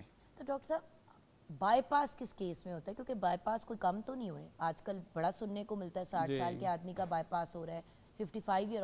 ہمارے ایک ریلیٹیو ہے ان کا 52 کی ایج پہ بائی پاس ہوا ہے. جی یہ انفارچونیٹلی ہے یوں، لیکن میں ساتھ ساتھ یہ بھی کہوں گا کہ کچھ پیشنٹس کی کیٹیگریز ایسی ہوتی ہیں جن میں کہ بائی پاس ایکچولی اسٹینٹنگ کے مقابلے میں سیفر رہتا ہے ان دا لانگ ٹرم بھی اور ان دا امیجیٹ کانٹیکسٹ بھی. کہتے ہیں 0 میٹر ہو جاتے ہیں. وہ ہمارے ایک کارڈیک سرجنس تھے، وہ کہتے تھے میں نے نئی نالیاں، مریض نے پوچھا ان سے کہ جی میرا بائی پاس ہوئے، احتیاط بتاتے. وہ کہنے لگے اب احتیاط کی کیا ضرورت ہے، میں نے نئی نالیاں لگا دی ہیں، جاؤ جا کے دوسرا بیاہ کرو تاکہ پھر نئی نالیاں ڈالنی پڑ جائیں. تو وہ اس لیے یہ تو مذاق کرتے ہیں کارڈیک سرجنس کہ ہم نے تمہیں پھر تمہارے دل کو پھر سے جوان کر دیا. دیکھیں جب نالیوں میں تکلیف ہو جو کہ بہت زیادہ پھیل گئی ہو، دل کی 3 مین شریانیں ہوتی ہیں جو کہ دل کو سپلائی دیتی ہیں. ہم عام طور پہ اگر تینوں نالیاں انوالوڈ ہوں ہم اسے کہتے ہیں multi vessel disease. Multi vessel disease بالکل صحیح. پیشنٹ جس کی ملٹی ویسل ڈیزیز ہو اس میں ٹرائلز اور ریسرچ ڈیٹا شو کرتا ہے کہ اسٹینٹنگ سے بہتر بائی پاس سرجری ہے. بالکل ٹھیک. لانگ ٹرم اس کے جو آؤٹ کمز ہیں اگر ہم دیکھیں. اچھا اسی طرح ڈائبٹیز کے مریض ہوں ان میں انفارچونیٹلی ویسلز بہت زیادہ ڈیزیزڈ ہوتی ہیں، بہت زیادہ ڈیمیجڈ ہوتی ہیں. ان میں بھی ریسرچ ڈیٹا شو کرتا ہے کہ بائی پاس کے آؤٹ کم بہتر ہیں اسٹینٹنگ کے مقابلے میں. میرے جو کارڈیولوجی کولیگز ہیں وہ اگر دیکھ رہے ہوں گے وہ کہہ رہے ہوں گے کہ اورنگزیب بھی کیا باتیں کر رہا ہے، یہ تو ہمارے اسٹینٹنگ کو خراب کر رہا ہے. بٹ اٹ از ٹرو کہ اگر آپ ڈائبیٹک ہوں یا آپ کی ملٹی ویسل ڈیزیز ہو، آپ کی 2 یا اس سے زیادہ نالیوں میں تکلیف ہو یا ایک ہی نالی میں ملٹیپل جگہوں پہ پرابلمس ہوں، تو اس صورتحال میں عام طور پر بائی پاس بہتر ٹریٹمنٹ کنسیڈر کیا جاتا ہے. لیکن اوبیسلی بائی پاس ایک میجر سرجری ہے، اس کو کروانے کے بارے میں مریض بھی اس کے بارے میں بہت ان کو شکوک و شبہات ہوتے ہیں، ریلکٹنٹ ہوتے ہیں. اس میں صرف ہارٹ نہیں باقی چیزیں بھی دیکھنی پڑتی ہیں کہ کیا مریض کی ریکوری ٹھیک ہوگی، اس کی وونڈ ہیلنگ ٹھیک ہوگی، اس کو لنگز میں پرابلم تو نہیں ہوگی. سو اس میں ملٹیپل چیزیں دیکھ کر ہی یہ فیصلہ کیا جاتا ہے. لیکن ڈاکٹر صاحب کچھ ایسے کیسز ہوتے ہیں جیسے میں نے آپ کو بتایا تھا جب ہم سیگمنٹ شروع کرنے والے تھے کہ ہمارے ایک جانے والے تھے، ڈاکٹر نے آگے سے کہا کہ جواب دے دیا. میں نے کہا ڈاکٹر صاحب بائی پاس اگر ہو جائے، انہوں نے کہا جی ان کا بائی پاس ہو ہی نہیں سکتا، ان کے پٹھے کمزور ہو چکے ہیں، دل کے ان کے مسل کمزور ہو چکے ہیں. تو میں نے کہا سٹینٹ ڈال دیں، یہ کر دیں. انہوں نے کہا جی کچھ نہیں کر سکتے، اب ان کے دل کے مسلس 30% پہ کام کر رہے ہیں. یہ کیا پرابلم ہے؟ جی ایک تو میں گزارش اس میں یہ کرنا چاہوں گا کہ جب ہم کہتے ہیں کہ دل کے مسل 30% پہ کام کر رہے ہیں تو اس کا مطلب یہ نہیں ہے کہ 70% دل ختم ہو گیا. نارمل دل بھی 50 سے 60% پہ کام کرتا ہے. اچھا اوکے. آپ کا میرا ہم جو نارمل ایوریج انسان ہے, جو ایتھلیٹس ہیں, ان لوگوں کا دل جو ہے وہ 60 سے 70% پہ کام کرتا ہے. مطلب یہ کہ بہت جو فٹ انسان بھی ہوگا اس کا دل بھی 100% پہ کام نہیں کرے گا. لیکن اگر نارمل 60% ہے اور اس سے 30% پہ آ جائے تو ہاں, اس کا مطلب ہے کہ آدھا دل آپ کا جو ہے وہ کمزور ہو گیا ہے. دل کی کمزوری میں ہمیشہ مثال دیتا ہوں کہ دل ایک مسل ہے, ایک پٹھا ہے. جس طرح جسم کے باقی پٹھوں کو کام کرنے کے لیے خون چاہیے, اس طرح دل کو بھی کام کرنے کے لیے خون چاہیے. اگر دل کو خون کی سپلائی, وہ جو 3 شریان ہیں جن کا میں نے ابھی ذکر کیا تھا, اگر ان 3 شریانوں میں سے کوئی بھی شریان تنگ ہو جائے یا خدا نخواستہ بند ہو جائے تو ہارٹ اٹیک ہوتا ہے. اب ان شریانوں کی تنگی یا بندش کی وجہ سے پٹھا کمزور ہوتا ہے. یہ کامنسٹ وجہ ہے, یہ واحد وجہ نہیں ہے. اور بھی وجوہات ہیں جس میں کہ ڈرگز اینڈ الکوہول بھی آتی ہے. اور کبھی کبھی آپ کا ہارٹ جو ہے اس کو آٹو امیون کوئی ڈیزیز کی اگر اٹیک کرتے تو وہ ویسے ہی اس کو کمزور کرنا شروع کر دیتے ہیں. وہ بھی ہے, وہ بھی ایک کاز ہے. اس میں آپ کے ہائی بلڈ پریشر ایک بہت کامن کاز ہے. میں یہ پوچھنے لگی تھی کہ ڈاکٹر صاحب high blood pressure and low blood pressure کیا یہ بھی دل کو متاثر کرتا ہے؟ بالکل. ہائی بلڈ پریشر ایکچولی دل کے پٹھے کو ڈیمیج کرتا ہے. انیشلی یہ دل کے پٹھے کو موٹا کرتا ہے, جس سے ہم کہتے ہیں اس کا دل بہت بڑا ہے. دل بڑا ہونا ایکچولی خطرناک چیز ہے, اچھی بات نہیں ہے. ہاں, سو وہ دل کا سائز بڑا کر دیتا ہے ہائی بلڈ پریشر, اور انیشلی سائز بڑا کرتا ہے, لیکن اس کا جو پمپنگ فنکشن ہے, جو اس کی پروڈکٹیوٹی ہے, اس کو کم کرتا ہے. سو اس لیے ہائی بلڈ پریشر بہت ڈینجرس ہے. ہارٹ اٹیک کے بعد میں کہوں گا نمبر 2 پہ ہائی بلڈ پریشر ہی ہے جو کہ دل کو کمزور کرتا ہے. بالکل صحیح. تو ڈاکٹر صاحب اینڈ میں آپ ہمارے ویورز کو کیا پیغام دینا چاہیں گے؟ میں صرف یہ کہنا چاہوں گا کہ دیکھیں, ہارٹ اٹیک ایک خطرناک بیماری ہے, لیکن اس سے گھبرائیے نہیں. اس سے ضروری ہے اس میں کہ آپ جلد علاج کروائیں اور فوری اینجیوگرافی کروائیں. فوری اینجیوگرافی اس کا بہترین علاج ہے. اس سے گھبرائیں نہیں, یہ آپ کی جان بچائے گی. Thank you so much doctor صاحب, بہت بہت شکریہ آپ کے وقت کا. ویورز اب ہم بریک کی طرف بڑھیں گے. بریک کے بعد جب واپس آئیں گے تو جیسے کہ آپ جانتے ہیں آج پہلی محرم الحرام ہے اور ہمارا آج کا ٹاپک ہے 4 خلفائے راشدین کی شخصیات. تو اس سے ریلیٹڈ ہم بات چیت کریں گے اور آف کورس واپس آئیں گے کلام سنتے ہوئے. آپ ہمارے ساتھ رہیے گا.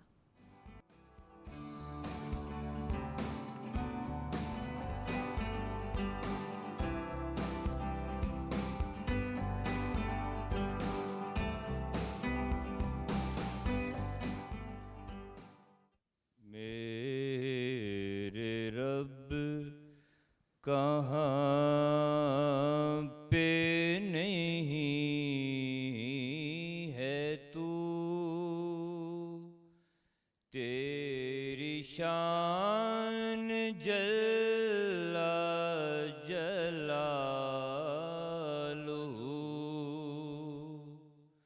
میرے رب کہاں پہ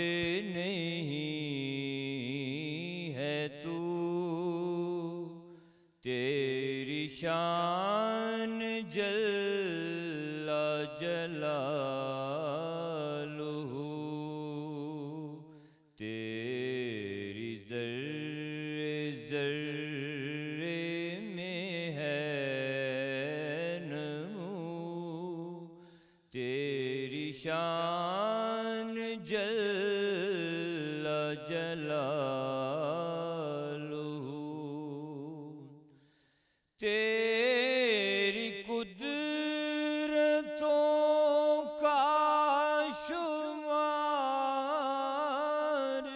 کیا, تیری وسعتوں کا حساب کیا, تو محیط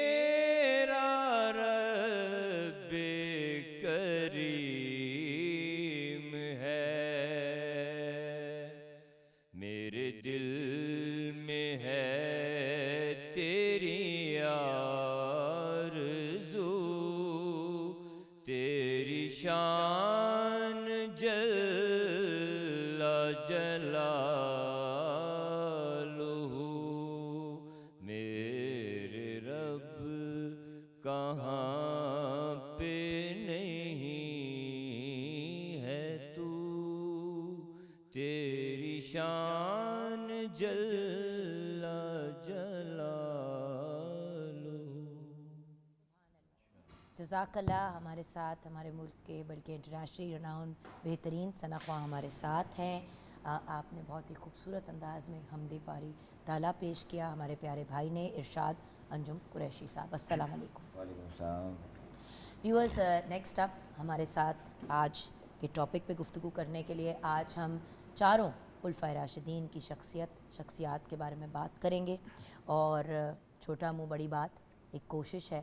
آئی ہوپ کہ فرسٹ محرم الحرام کے پوائنٹ آف ویو سے آپ ہماری بات کو سنیں گے بھی اور اس کو گائیڈنس کے طور پہ لیں گے. ہمارے ساتھ ملک کے معروف بلکہ انٹرنیشنل رناؤن اسلامک اسکالر ہمارے ساتھ ہیں علامہ محمد شفاعت رسول. السلام علیکم. وعلیکم السلام ورحمۃ اللہ وبرکاتہ. علامہ صاحب کے ساتھ ہمیں جوائن کیا ایک ایسی پرسنالٹی نے جو نو ڈاؤٹ ایک اسلامک اسکالر تو ہیں لیکن نعت کو شاعر بھی ہیں اور ماشاءاللہ بہت سے ایوارڈز بھی حاصل کر چکے ہیں اور پاکستان کے بلکہ انٹرنیشنلی بھی بہت سے ثنا خواہوں کو انہوں نے کلام پرووائڈ کیا جو انہوں نے پیش کیا اور اس پہ ان کو بہت ریکگنیشن بھی ملی. ہمارے ساتھ علامہ محمد شہزاد مجددی صاحب ہیں. السلام علیکم. وعلیکم السلام. کیا حال ہے آپ کے؟ الحمدللہ. آپ تینوں بھائیوں کا بہت بہت شکریہ آج ہمیں جوائن کرنے کا. ہماری ہمیشہ کوشش ہوتی ہے کہ جب ہمارے اسلامک کیلنڈر کا آغاز ہو فرسٹ محرم سے ہم ایک سلسلہ آگے لے کے بڑھیں اور یہ اس بات کی بار بار کلیئرٹی دیں کہ جس طرح ویسٹرن کیلنڈر میں سیلیبریٹ کیا جاتا ہے نیو ایئرز کو اور نیو ایئرز ایو کو، تو ہمارے یہاں عبادت پہ زیادہ زور ہوتا ہے، اپنی اصلاح پہ زیادہ زور ہوتا ہے، کیونکہ آبویسلی ہمارے اسلامک کیلنڈر کا آغاز دکھ اور سوگ کے ساتھ ایک طرح سے ہوتا ہے. لیکن اس کو ہم ایک پازیٹیو اپرچونٹی کے طور پہ لے سکتے ہیں کہ ہم سیکھیں بھی اور کچھ مذہب سے اپنے آپ کو مزید قریب کریں. تو علامہ صاحب آپ سے بات کا آغاز کروں گی. آج کا ہمارا ٹاپک کیونکہ خلفائے راشدین ہے تو میں آپ سے جاننا چاہوں گی کہ اگر ہم اپنے خلفائے راشدین کا تعارف یا اس ٹرم کے تعارف کی بات کریں تو وہ کیا ہوگا؟ جی، بسم اللہ الرحمن الرحیم. الحمدللہ رب العالمین والصلاة والسلام علی اشرف الانبیاء والمرسلین وعلی آلہ وصحبہ اجمعین. کیا شان نبی کے یاروں کی، تفسیر ہیں یہ 80 پاروں کی. صدیق و عمر، عثمان و علی، کوئی مثل نہیں ان چاروں. سبحان یہ ٹاپک ایسا ہے، ایک تو 1447 ہجری یکم محرم الحرام جو اسلامی نیا سال ہے، میں اس کی مبارکباد بھی آپ سب کو دیکھنے والوں کو پیش کرتا ہوں. اور یہ یاد رہے کہ یکم محرم الحرام جو ہے حضرت سیدنا عمر بن خطاب فاروق اعظم رضی اللہ عنہ کا یوم شہادت ہے. یہ سمجھیں کہ اسلامی تاریخ کی پہلی شہادت ہے جو محراب میں ہوئی ہے اور خلیفہ کی شہادت ہے، مسلمانوں کے خلیفہ، دوسرے خلیفہ کی شہادت. اور یہ وہ خلیفہ ہیں جنہوں نے ہجری کیلنڈر کا باقاعدہ آغاز ہجرت کے سال واقعہ سے کیا.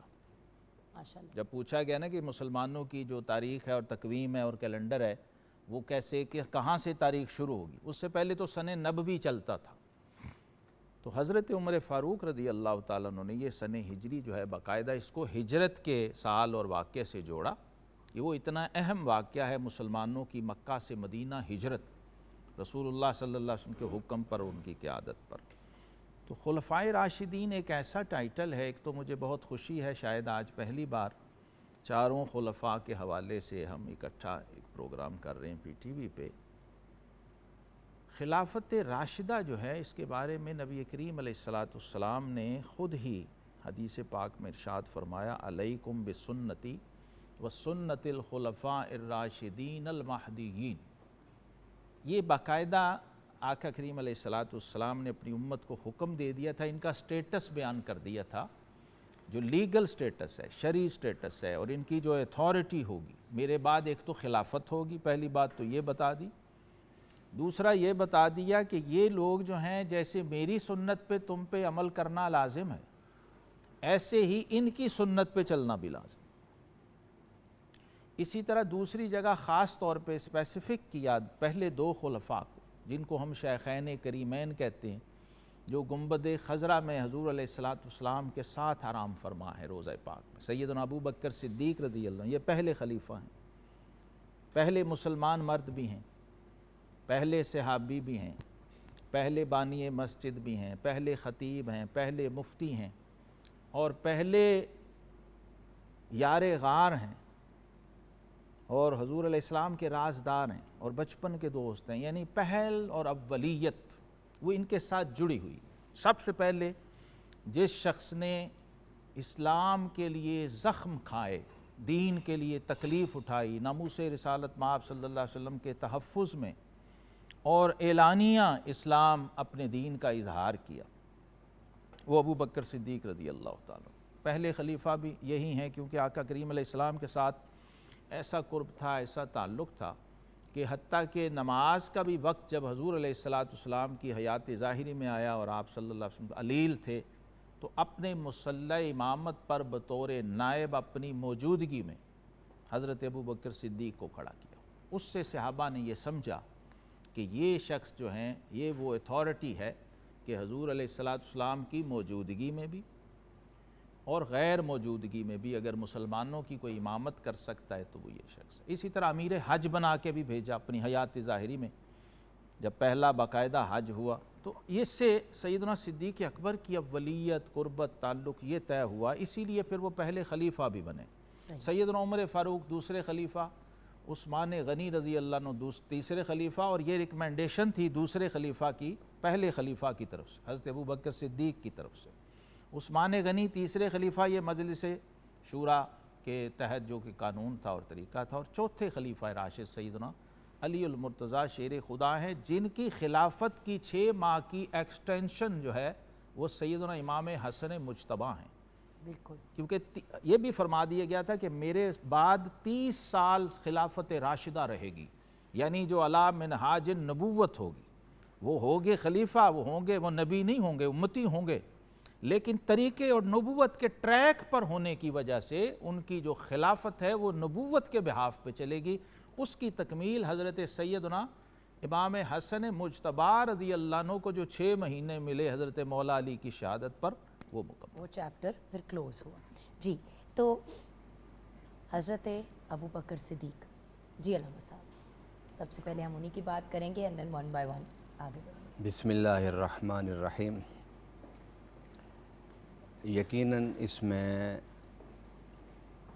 تاریخ نے بڑی وضاحت کے ساتھ لکھا ہے کہ سیدنا ابو بکر صدیق رضی اللہ تعالیٰ عنہ مردوں میں پہلے کلمہ پڑھنے والے تھے، بے شک، اور عورتوں میں سیدہ خدیجہ الکبریٰ رضی اللہ تعالیٰ عنہا وسلام اللہ علیہا، کیونکہ بچوں میں حضرت علی تھے۔ اچھا، بچوں میں حضرت علی، لیکن تھوڑا سا اس میں فرق ہے کہ مولا علی کرم اللہ تعالیٰ وجہ الکریم نے اسلام قبول نہیں کیا، اعلان اسلام فرمایا۔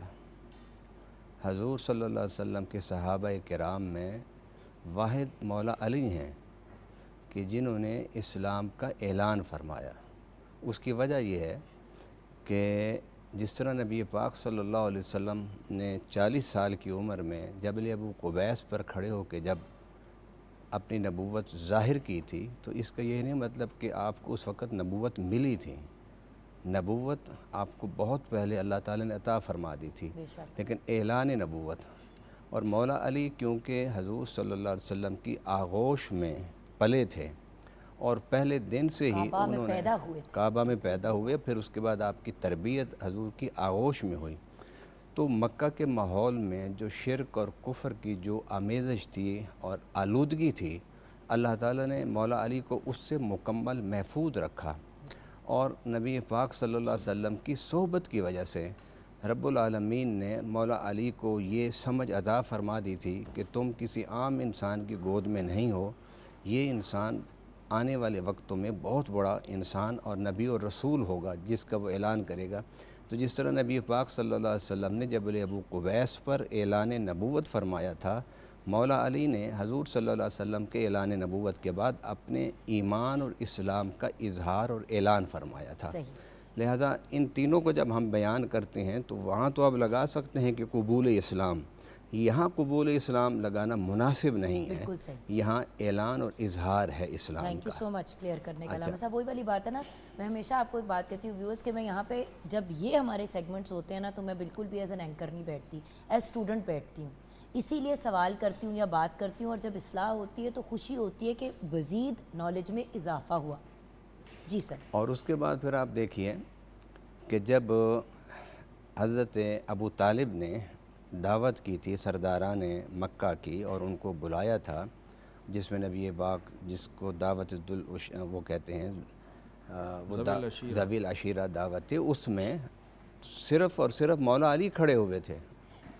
جب وہ کھانا کھا کے جانے لگے اور حضور صلی اللہ علیہ وسلم نے انہیں اعلان نبوت کیا اور انہیں تبلیغ کی, انہیں بتایا, تو وہ خاموشی سے اٹھ کے جب جانے لگے تو مولا علی کرم اللہ تعالیٰ وجہ الکریم واحد صحابی تھے جنہوں نے کھڑے ہو کے رسول اللہ صلی اللہ علیہ وسلم سے کہا, یا رسول اللہ میں عمر میں چھوٹا ہوں اور جسم سے لاغر ہوں, لیکن میں آپ کے ساتھ ہر جگہ ہر موقع پر آپ کے ساتھ میں کھڑا رہوں گا. اس پر وہ کفار ہنسے تھے. تو اس پر لکھنے والوں نے لکھا ہے کہ حضور صلی اللہ علیہ وسلم اس وقت جب مولا علی نے یہ بات کی تھی تو حضور بہت خوش ہوئے. دیکھنے والوں نے کہا, لکھنے والوں نے کہا کہ ایک چھوٹا بچہ کھڑا ہو کے اگر یہ کہہ رہا ہے کہ میں آپ کی مدد و نصرت کروں گا, تو اس میں حضور کی اتنی زیادہ خوشی کی کیا وجہ تھی. تو اس پر لکھا ہے کہ حضور صلی اللہ علیہ وسلم کی نظر اس وقت مولا علی پر تھی, لیکن آپ وہ روپ دیکھ رہے تھے کہ جو فاتح خیبر کا روپ تھا, کہ کل اسی نے فاتح خیبر بننا ہے. اور وہ فتح خیبر کہ جس کو بڑے بڑے اسلامی سپہ سالار بھی جا کے فتح نہیں کر سکے تھے, پھر رسول اللہ صلی اللہ علیہ وسلم نے فرمایا کہ میں اس کو جھنڈا دوں گا جس کے ہاتھ پر اللہ فتح دے گا, تو وہ مولا علی کرم اللہ تعالیٰ وجہ الکریم ہیں. اب اگر اس سینیریو میں بات شروع ہوئی ہے تو ہم اگلی بات پھر کر لیتے ہیں. حضرت عمر فاروق رضی اللہ تعالیٰ عنہ وہ پھر مسلمان ہوئے, وہ بڑا عرصے کے بعد آپ مسلمان ہوئے. اگر عثمان غنی رضی اللہ تعالیٰ عنہ کی طرف آتے ہیں تو آپ نے اسلام قبول کرنے کے بعد وہاں بڑی مشقتیں تکلیفیں اٹھائیں, پھر آپ نے ہجرت حبشہ بھی آپ نے کی. اچھا, حضرت امام حسن جو ہیں وہ خلیفہ راشد ہیں, تو اس لحاظ سے خلفائے راشدین 4 نہیں ہیں, خلفائے راشدین 5 ہیں, کیونکہ نبی پاک صلی اللہ علیہ وسلم نے فرمایا تھا کہ میرے بعد خلافت کی مدت 30 سال ہوگی. تو اگر حضرت امام حسن کی خلافت کو آپ شامل نہیں کرتے تو 30 سال پورے نہیں ہوتے. حضرت ابوبکر صدیق رضی اللہ تعالیٰ عنہ نے جب کلمہ پڑھا, آپ کے بارے میں موجود ہے کہ آپ جب سفر تجارت سے واپس آئے تو نبی پاک صلی اللہ علیہ وسلم سے ملنے سے پہلے مکہ کے لوگوں نے کہا کہ تمہارے دوست نے نبوت کا اعلان کر دیا ہے. آپ نے کہا کہ میں جا کے پوچھتا ہوں, کیونکہ دعوے کے ساتھ دلیل کی ضرورت ہوتی ہے, تو میں ان سے دلیل لیتا ہوں. جب حضرت ابوبکر صدیق وہاں گئے, نبی پاک صلی اللہ علیہ وسلم سے پوچھا کہ آپ نے نبوت کا دعویٰ کیا ہے, میرے آقا نے فرمایا ہاں میں نے دعویٰ کیا ہے. اس نے کہا, حضرت ابوبکر صدیق نے عرض کی کہ اگر دعویٰ کیے تو اس کو دلیل دیں کہ آپ کس طرح رسول ہیں یا اس کا ثبوت کیا ہے. تو میرے آقا صلی اللہ علیہ وسلم نے مسکراتے ہوئے فرمایا, ابوبکر وہ خواب جو تو نے سفر کے دوران دیکھا ہے کیا وہ میرے نبوت کی دلیل نہیں ہے. تو حضرت ابوبکر صدیق رضی اللہ تعالیٰ عنہ نے جب یہ جواب میرے آقا کا سنا تو آپ نے اسی وقت کلمہ پڑھ لیا. اور پھر کلمہ پڑھنے کے بعد اب دیکھیے یہاں پر ایک بڑا اہم نقطہ ہے, وہ یہ ہے کہ ابوبکر صدیق رضی اللہ تعالیٰ عنہ اس دور میں کلمہ پڑھ رہے ہیں کہ جس دور میں مشقتیں تھیں, تکلیفیں تھیں, مصیبتیں تھیں, آزمائشیں تھیں. لہٰذا اس دور میں جتنے لوگ کلمہ پڑھنے والے تھے ان کے سامنے کوئی مادی مفاد نہیں تھا, کوئی اقتدار و سطوت اور حکومت نہیں تھی. وہ صرف اسلام کی حقانیت اور نبی پاک صلی اللہ علیہ وسلم کی نبوت اور رسالت پر پورے یقین کے ساتھ انہوں نے کلمہ پڑھا. تو یہاں پہ ہم ایک بریک کی طرف پڑھتے ہیں, مزید اسی ٹاپک کو آگے لے کے چلیں گے. ویورز آپ ہمارے ساتھ رہیے گا.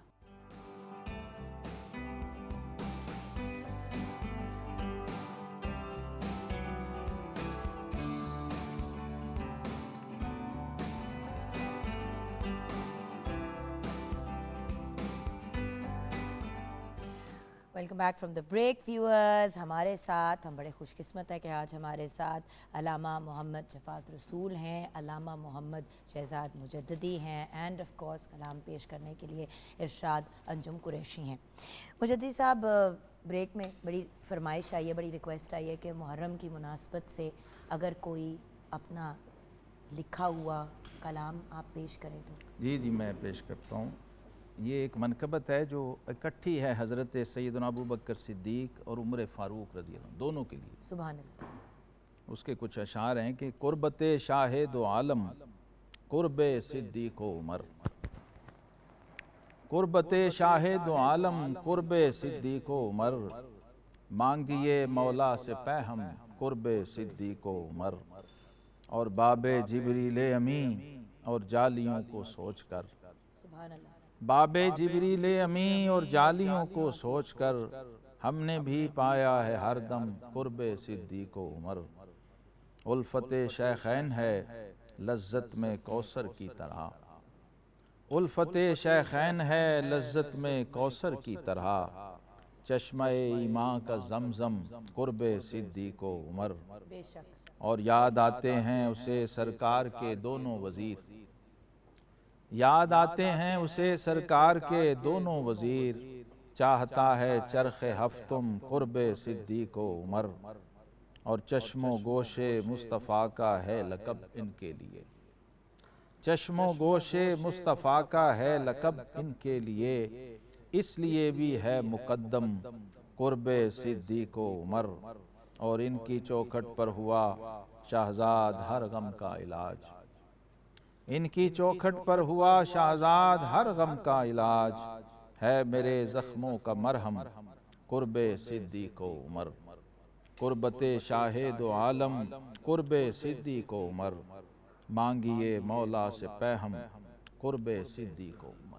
سبحان اللہ، یہ وہ شخصیات سبحان ہیں اللہ، ماشاءاللہ، جنہیں نبی کریم علیہ السلام نے فرمایا اقتدوا باللذین من بعد ابی بکر و عمر، اے لوگو میرے بعد ابو بکر اور عمر کو فالو کرنا، ان کی اقتداء کرنا، ان کی پیروی کرنا، تو یہ مقتدائے امت بنے، اپنے بعد ساری امت جو تھی وہ ان کی پیروی میں رہی، اور ساتھ فرما دیا کہ یہ میرے لیے ایسے ہیں جیسے میرے کان اور میری آنکھیں، سبحان اللہ۔ ابو بکر اور عمر میرے لیے ایسے ہیں جیسے میری سماعت اور میری بصارت۔ اچھا، تو اب علامہ صاحب، حضرت ابو بکر صدیق رضی اللہ تعالیٰ عنہ کے اگر ہم خلافت کے بات کریں تو آپ کی سب سے بڑی کامیابی یا جس کو ہم اچیومنٹ کہتے ہیں کیا؟ کیونکہ ہر خلیفہ نے اپنے اپنے لیول پہ بہت بڑے بڑے کام کیے، تو اگر ہم آپ کی، کیونکہ دیکھیں وقت کم ہے، مقابلہ سخت ہے، میں چاہتی ہوں کہ کم از کم ان کو ہائی لائٹ تو ہم کریں، تو ان کی سب سے بڑی اچیومنٹس کیا تھی؟ حضرت ابو بکر صدیق رضی اللہ تعالیٰ عنہ اور حضرت عمر فاروق رضی اللہ تعالیٰ عنہ ثقیفہ بنی سعدہ میں بعد میں پہنچے تھے، انصار نے پہلے اجلاس بلایا ہوا تھا، اس موقع پر جو امت میں انتشار کا خطرہ پیدا ہو گیا تھا اس کو سمیٹنا یہ سیدنا صدیق اکبر حضرت عمر فاروق کا کام تھا، اور انہوں نے امت کو، ریاست کو منتشر ہونے سے بچایا اور ریاست کو ایک خلیفہ پر اکٹھا کیا، اور وہ خلیفہ حضرت ابو بکر صدیق بنے۔ حضرت ابو بکر صدیق رضی اللہ تعالیٰ عنہ نے سب سے پہلا حضرت اسامہ کا جو لشکر تھا جو حضور صلی اللہ علیہ وسلم اپنی زندگی میں تیار کر کے گئے تھے اسے روانہ کیا۔ صحابہ نے کہا کہ حضور تشریف لے گئے ہیں، اب حالات کچھ اور ہیں، تو آپ یہ فیصلہ کچھ عرصے کے لیے مؤخر کر دیں۔ آپ فرمایا نہیں، میں اس لشکر کو نہیں مؤخر کر سکتا جس لشکر کو رسول اللہ صلی اللہ علیہ وسلم تیار کر کے گئے تھے، سب سے پہلا۔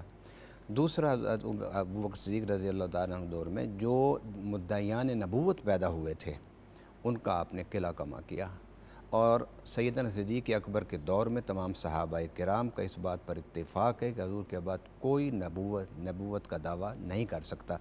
اس اتفاق کو، اس اجماع کو آپ قرآن کی اس آیت کی تفسیر کے طور پر رکھ سکتے ہیں جس میں حضور صلی اللہ علیہ وسلم کی ختم نبوت کو بیان کیا گیا۔ اور اس کے بعد جو آپ کا سب سے بڑا کامیابی، کیونکہ ریاست چلانے کے لیے اقتصادیات اور معاشیات کی ضرورت ہوتی ہے، تو کچھ لوگوں نے کہا کہ ہم نماز تو پڑھیں گے لیکن زکوٰۃ نہیں دیں گے، تو حضرت ابو بکر صدیق رضی اللہ عنہ نے فرمایا کہ اگر تم حضور صلی اللہ علیہ وسلم کے زمانے میں اگر ایک رسی بھی زکوٰۃ میں دیتے تھے تو میں وہ بھی نہیں چھوڑوں گا۔ گویا حضرت ابو بکر صدیق رضی اللہ تعالیٰ عنہ نے ایک بڑے امتحان سے امت کو بچاتے ہوئے منزل تک پہنچایا، اور حضرت عمر فاروق رضی اللہ تعالیٰ عنہ، حضرت عثمان غنی رضی اللہ تعالیٰ عنہ، حضرت مولا علی کرم اللہ تعالیٰ وجہ الکریم اور حضرت امام حسن علیہ السلام کی جو خلافت کی جتنے معاملات میں بہتری اور ترقی اور فتوحات کا دروازہ وہ خلافت ابو بکر صدیق سے کھلتا ہے، کیونکہ فاؤنڈیشن وہاں پہ لے کے ڈاؤن کی گئی تھی۔ اچھا، اب اگر ہم بڑھتے ہیں حضرت عمر فاروق کی طرف، سیدنا عمر فاروق رضی اللہ عنہ یہ نہ صرف اسلام میں بلکہ انسانی تاریخ میں ایک آئیڈیل لیڈر اور ایک آئیڈیل کہنا چاہیے کہ جو ایڈمنسٹریٹر، عمیرین لاز جو ہیں آج کی جدید ترین دنیا میں بھی یہاں ناروے اور اسکینڈینیوین کنٹریز کے اندر آپ دیکھیں وہ لوگ اس کو فالو کرتے ہیں. یہ جو ویلفیئر اسٹیٹ کا کانسیپٹ پہلی بار آپ نے دیا, سینئر سٹیزن کا کانسیپٹ آپ نے دیا, اس کی رسپیکٹ اور آنر. چھوٹا بچہ پیدا ہوتے ہی آپ رات کو چونکہ گشت کرتے تھے اور خود جاتے تھے, یعنی کسی اس پہ نہیں تھے کہ جناب ہمیں کوئی انفارمیشن آئے گی اور فلاں, خود براہ راست موقع پہ جاتے اور دیکھتے کیا صورتحال ہے, وہاں سے پھر نتائج اخذ کرتے. ایک گھر سے آگے سے گزرے تھے تو اندر سے بچے بلکنے کی, رونے کی آوازیں آ رہی تھیں, دھواں اٹھ رہا, پتہ کیا کیا بات ہے, خاتون خانہ سے پوچھا تو انہوں نے کہا کہ یہ میرے بچے ہیں, رو رہے ہیں, کھانے کو تو کچھ ہے نہیں, تو میں نے پانی میں پتھر ڈالے ہوئے ہیں تو اس کو ہلائی جا رہی ہوں تاکہ یہ کسی طرح خود ہی تھک کے سو جائیں, کھلانے کو تو کچھ بھی نہیں. سیدنا فاروق اعظم رضی اللہ عنہ, اب چونکہ ان کو تو نہیں پتا کہ یہ خلیفہ ہیں, بڑی تکلیف محسوس کی. ساتھ جو ساتھی تھے گھر گئے, بیت المال سے سامان لیا, ان کی ضرورت کا اناج غلہ, ساتھ خادم تھے, اس نے کہا حضور میں اٹھا لوں. فرمایا قیامت کے دن عمر نے جواب دینا, تم نے تھوڑی دینا, اللہ نے مجھ سے پوچھنا ہے, حاکم تو میں ہوں, خلیفہ میں ہوں, لہٰذا بوجھ بھی میں ہی اٹھاؤں گا. وہ کہتے ہیں میں کھڑا تھا اور عمر فاروق ان کے چولہے کو جب لکڑیوں سے جلا رہے تھے نا, پھونکے مار مار کے, تو ان کی داڑھی میں دھواں اور وہ جو ساری راکھ تھی پڑی ہوئی تھی, آنکھوں سے وہ پانی نکل رہا تھا جب کوئی آگ ایسے لکڑیوں سے جلاتا ہے. تو پھر کہتے ہیں سب کچھ کر کے ان کو مطمئن سامان دیا. سوچ سکتا ہے آج کل کے زمانے میں کہ کوئی لیڈر ہائے ہائے ہائے ہائے, اس لیے وہ آئیڈیل بنے پوری دنیا میں اور رول ماڈل بنے. کہتے ہیں وہ کہتے ہیں آپ کے غلام اسلم تھے, وہ کہتے ہیں کہ عمر فاروق پھر گئے نہیں وہاں سے, تھوڑی دیر ان کے پردے کے پیچھے رک گئے. تو آپ کہتے ہیں امیر المومنین کام تو اب چلیں, کہتے ہیں نہیں میں جب تک ان بچوں کو ہنستا ہوا نہ دیکھ لوں گا مجھے تسلی نہیں ہونی. سبحان اللہ. یہ عمر فاروق تھے کہ جو تقریباً 35 لاکھ مربع میل کا حاکم ہے خود, اور مسجد نبوی کے لیے لیپ کا جو گارا تھا وہ بھی خود تیار کر رہے ہوتے تھے, اور ایک اینٹ رکھ کے دوپہر کی دھوپ میں صحرا میں اینٹ کا سرانہ بنا کے امیر المومنین, پہلا شخص جس کے نام کے ساتھ امیر المومنین لگا ہو فاروق اعظم ہے, لیٹے ہوئے ہیں, پسینہ جذب ہو رہا ہے ریت میں ایسے, اور ایمبیسیڈر آتے ہیں کیسر و کسریٰ کے, کہتے ہیں آپ کے خلیفہ سے ملنا ہے, وہ کہتے ہیں وہ دیکھو, کہتے ہیں اتنے اطمینان سے کوئی شخص دھوپ میں اور صحرا کے اوپر اینٹ کا تکیہ رکھ کے کیسے سو سکتا ہے. پہلا سوال ہی اس نے یہ کر دیا, حالانکہ یہ مقصد نہیں تھا. تو فاروق اعظم نے فرمایا جو اللہ کی زمین پر ظلم نہیں ہونے دیتا اور انصاف کے ساتھ حکومت کرتا ہے نا, اس کو ایسی سکون کی ایسے چاہے وہ صحرا میں ہو, یہ ایسی شخصیت تھے کہ ان کی تو خیر کیا شان بیان کرنی. حضرت مولا علی فرمایا کرتے تھے اذا ذکر الصالحون فہی ہلا بذکر عمر, کہتے ہیں جب بھی کہیں بڑوں کا, پیاروں کا, نیکوں کا ذکر آئے تو سب سے پہلے عمر کا نام لیا. کیا بات ہے. جی علامہ صاحب, اگر ہم حضرت عثمان غنی رضی اللہ تعالیٰ عنہ کی بات کریں. میں حضرت عثمان غنی کی طرف آنے سے پہلے ایک جملہ حضرت عمر فاروق رضی اللہ تعالیٰ عنہ کے بارے میں, کہ حضرت عمر فاروق رضی اللہ تعالیٰ عنہ کی دیگر بے شمار خوبیوں کے ساتھ ساتھ سب سے جو بڑی خوبی جو ان کی سیرت پر غالب تھی وہ اہل بیت سے محبت تھی. حضرت امام حسن امام حسین سے محبت تھی. آپ نے وہ ہدیہ تقسیم کر رہے تھے تو بڑے بڑے صحابہ کو آپ نے 500 درہم دیے, دینار دیے, اور شہزادوں کو 1000 دیا. تو حضرت عبداللہ ابن عمر اپنے والد سے کہتے ہیں کہ میں بڑے عرصے سے جہاد کر رہا ہوں, اس وقت تو یہ شہزادے پیدا ہی نہیں ہوئے تھے, تو آپ نے ان کو 1000 دیا اور مجھے 500. تو آپ نے فرمایا کہ ان کی ریس نہ کرو, اس لیے کہ اگر ان کی ریس کرنی ہے تو پھر ان کے باپ جیسا باپ لاؤ, پھر ان کی ماں جیسی ماں لاؤ, پھر ان کے ماموں جیسے ماموں لاؤ, پھر ان کے خالاؤں جیسی خالاؤں لاؤ, پھر ان کے نانا جیسا نانا لاؤ. ایک تو یہ, اور ایک یہ کہ حضرت عبداللہ جا رہے تھے تو اپنے باپ کو ملنے حضرت عمر فاروق سے, تو آپ نے ان کو کہا کہ آج مصروف ہیں. پیچھے سے امام حسن آ رہے تھے, امام حسن واپس چلے گئے, تو دربان نے بتایا کہ امام حسن تشریف لا رہے تھے, واپس چلے گئے. آپ سارا کام چھوڑ کے مدینہ کی گلیوں میں امام حسن کو تلاش کر رہے تھے. امام حسن ملے تو آپ نے پوچھا کہ شہزادے آپ آئے تھے تو اندر کیوں نہیں آئے؟ انہوں نے کہا یہ مصروف ہیں. تو آپ نے فرمایا کہ وہ میرا بیٹا تھا اور تو علی کا بیٹا ہے اور نواسہ ہے رسول اللہ صلی اللہ علیہ وسلم کا, بغیر اجازت کے اندر آ جایا کرو, اور عمر کے سر پر عزت کے جتنے بال ہیں وہ سب تیرے نانا کے قدموں کا صدقہ ہے. حضرت عثمان غنی رضی اللہ تعالیٰ عنہ کے دور کے حوالے سے یہ کہا جاتا ہے کہ آپ نے قرآن پاک کی تدوین کی اور قرآن پاک کو جمع کیا. اس کی وضاحت بڑی ضروری ہے کہ قرآن پاک جو ہے وہ حضور کے زمانے میں ہی کتابی شکل میں موجود تھا، کیونکہ قرآن پاک میں رب العالمین نے فرمایا تھا کہ الف لام میم ذالک الکتاب لا ریب فیہ، کہ یہ قرآن کتابی شکل میں موجود ہے اور اس میں کوئی شک نہیں کیا جا سکتا۔ حضور صلی اللہ علیہ وسلم نے جب وحی اترتی تھی تو اسے لکھوا کے صحابہ کرام کو ایک نسخہ دیا تھا، پھر حضرت ابوبکر صدیق نے اس کی تدوین کی اور کچھ زیادہ جو کاپیاں تھیں وہ آپ نے تیار کی۔ حضرت عثمان غنی کا یہ کارنامہ ہے کہ آپ نے قرآن کی جو قرات مختلف قراتوں پر پڑھا جاتا تھا، قرآن کو ایک قرات پر اکٹھا کر کے، کیوں کہ اب قرآن مکہ اور مدینہ سے باہر ایک بڑی ریاست میں جانا تھا، اور اگر مختلف قراتوں کے ساتھ جاتا تو قرآن کے پڑھنے میں جہاں اختلاف ہوتا وہاں اس کے معنی اور مفاہیم میں بھی اختلاف ہوتا۔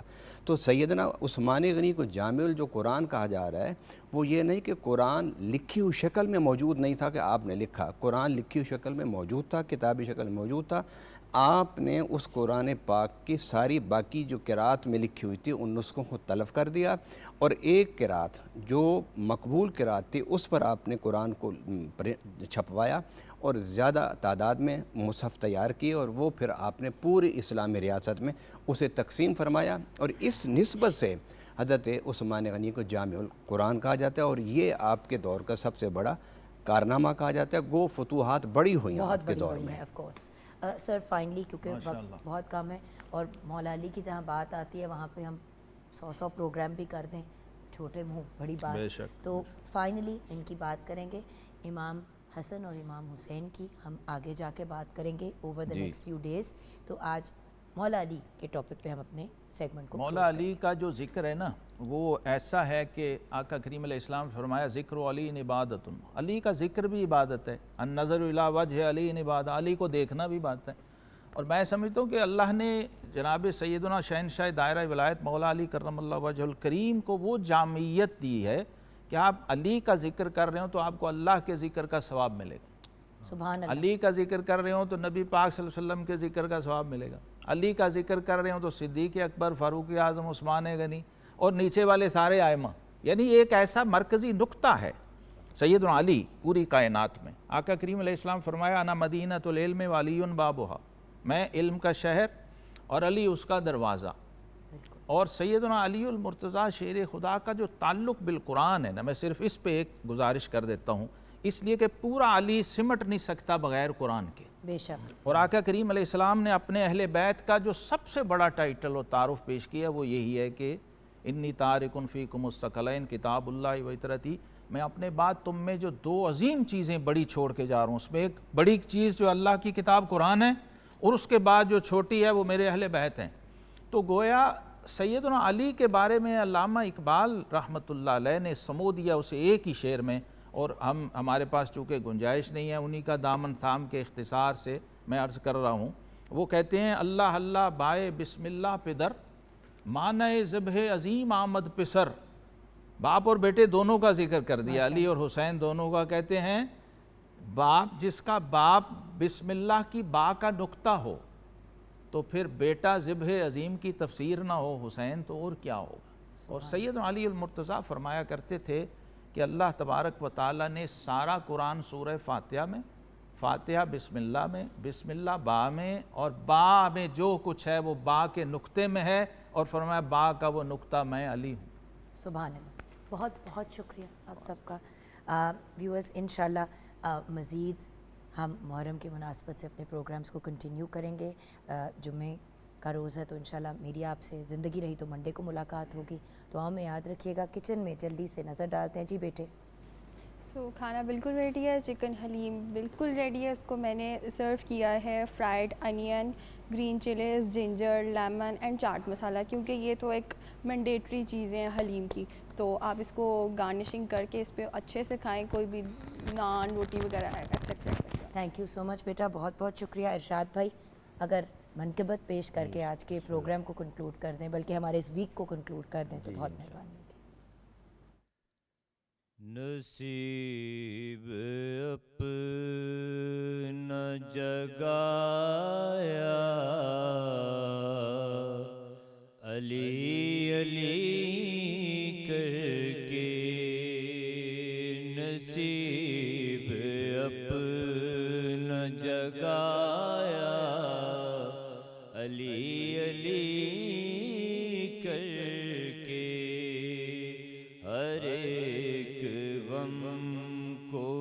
مٹایا علی علی کر کے،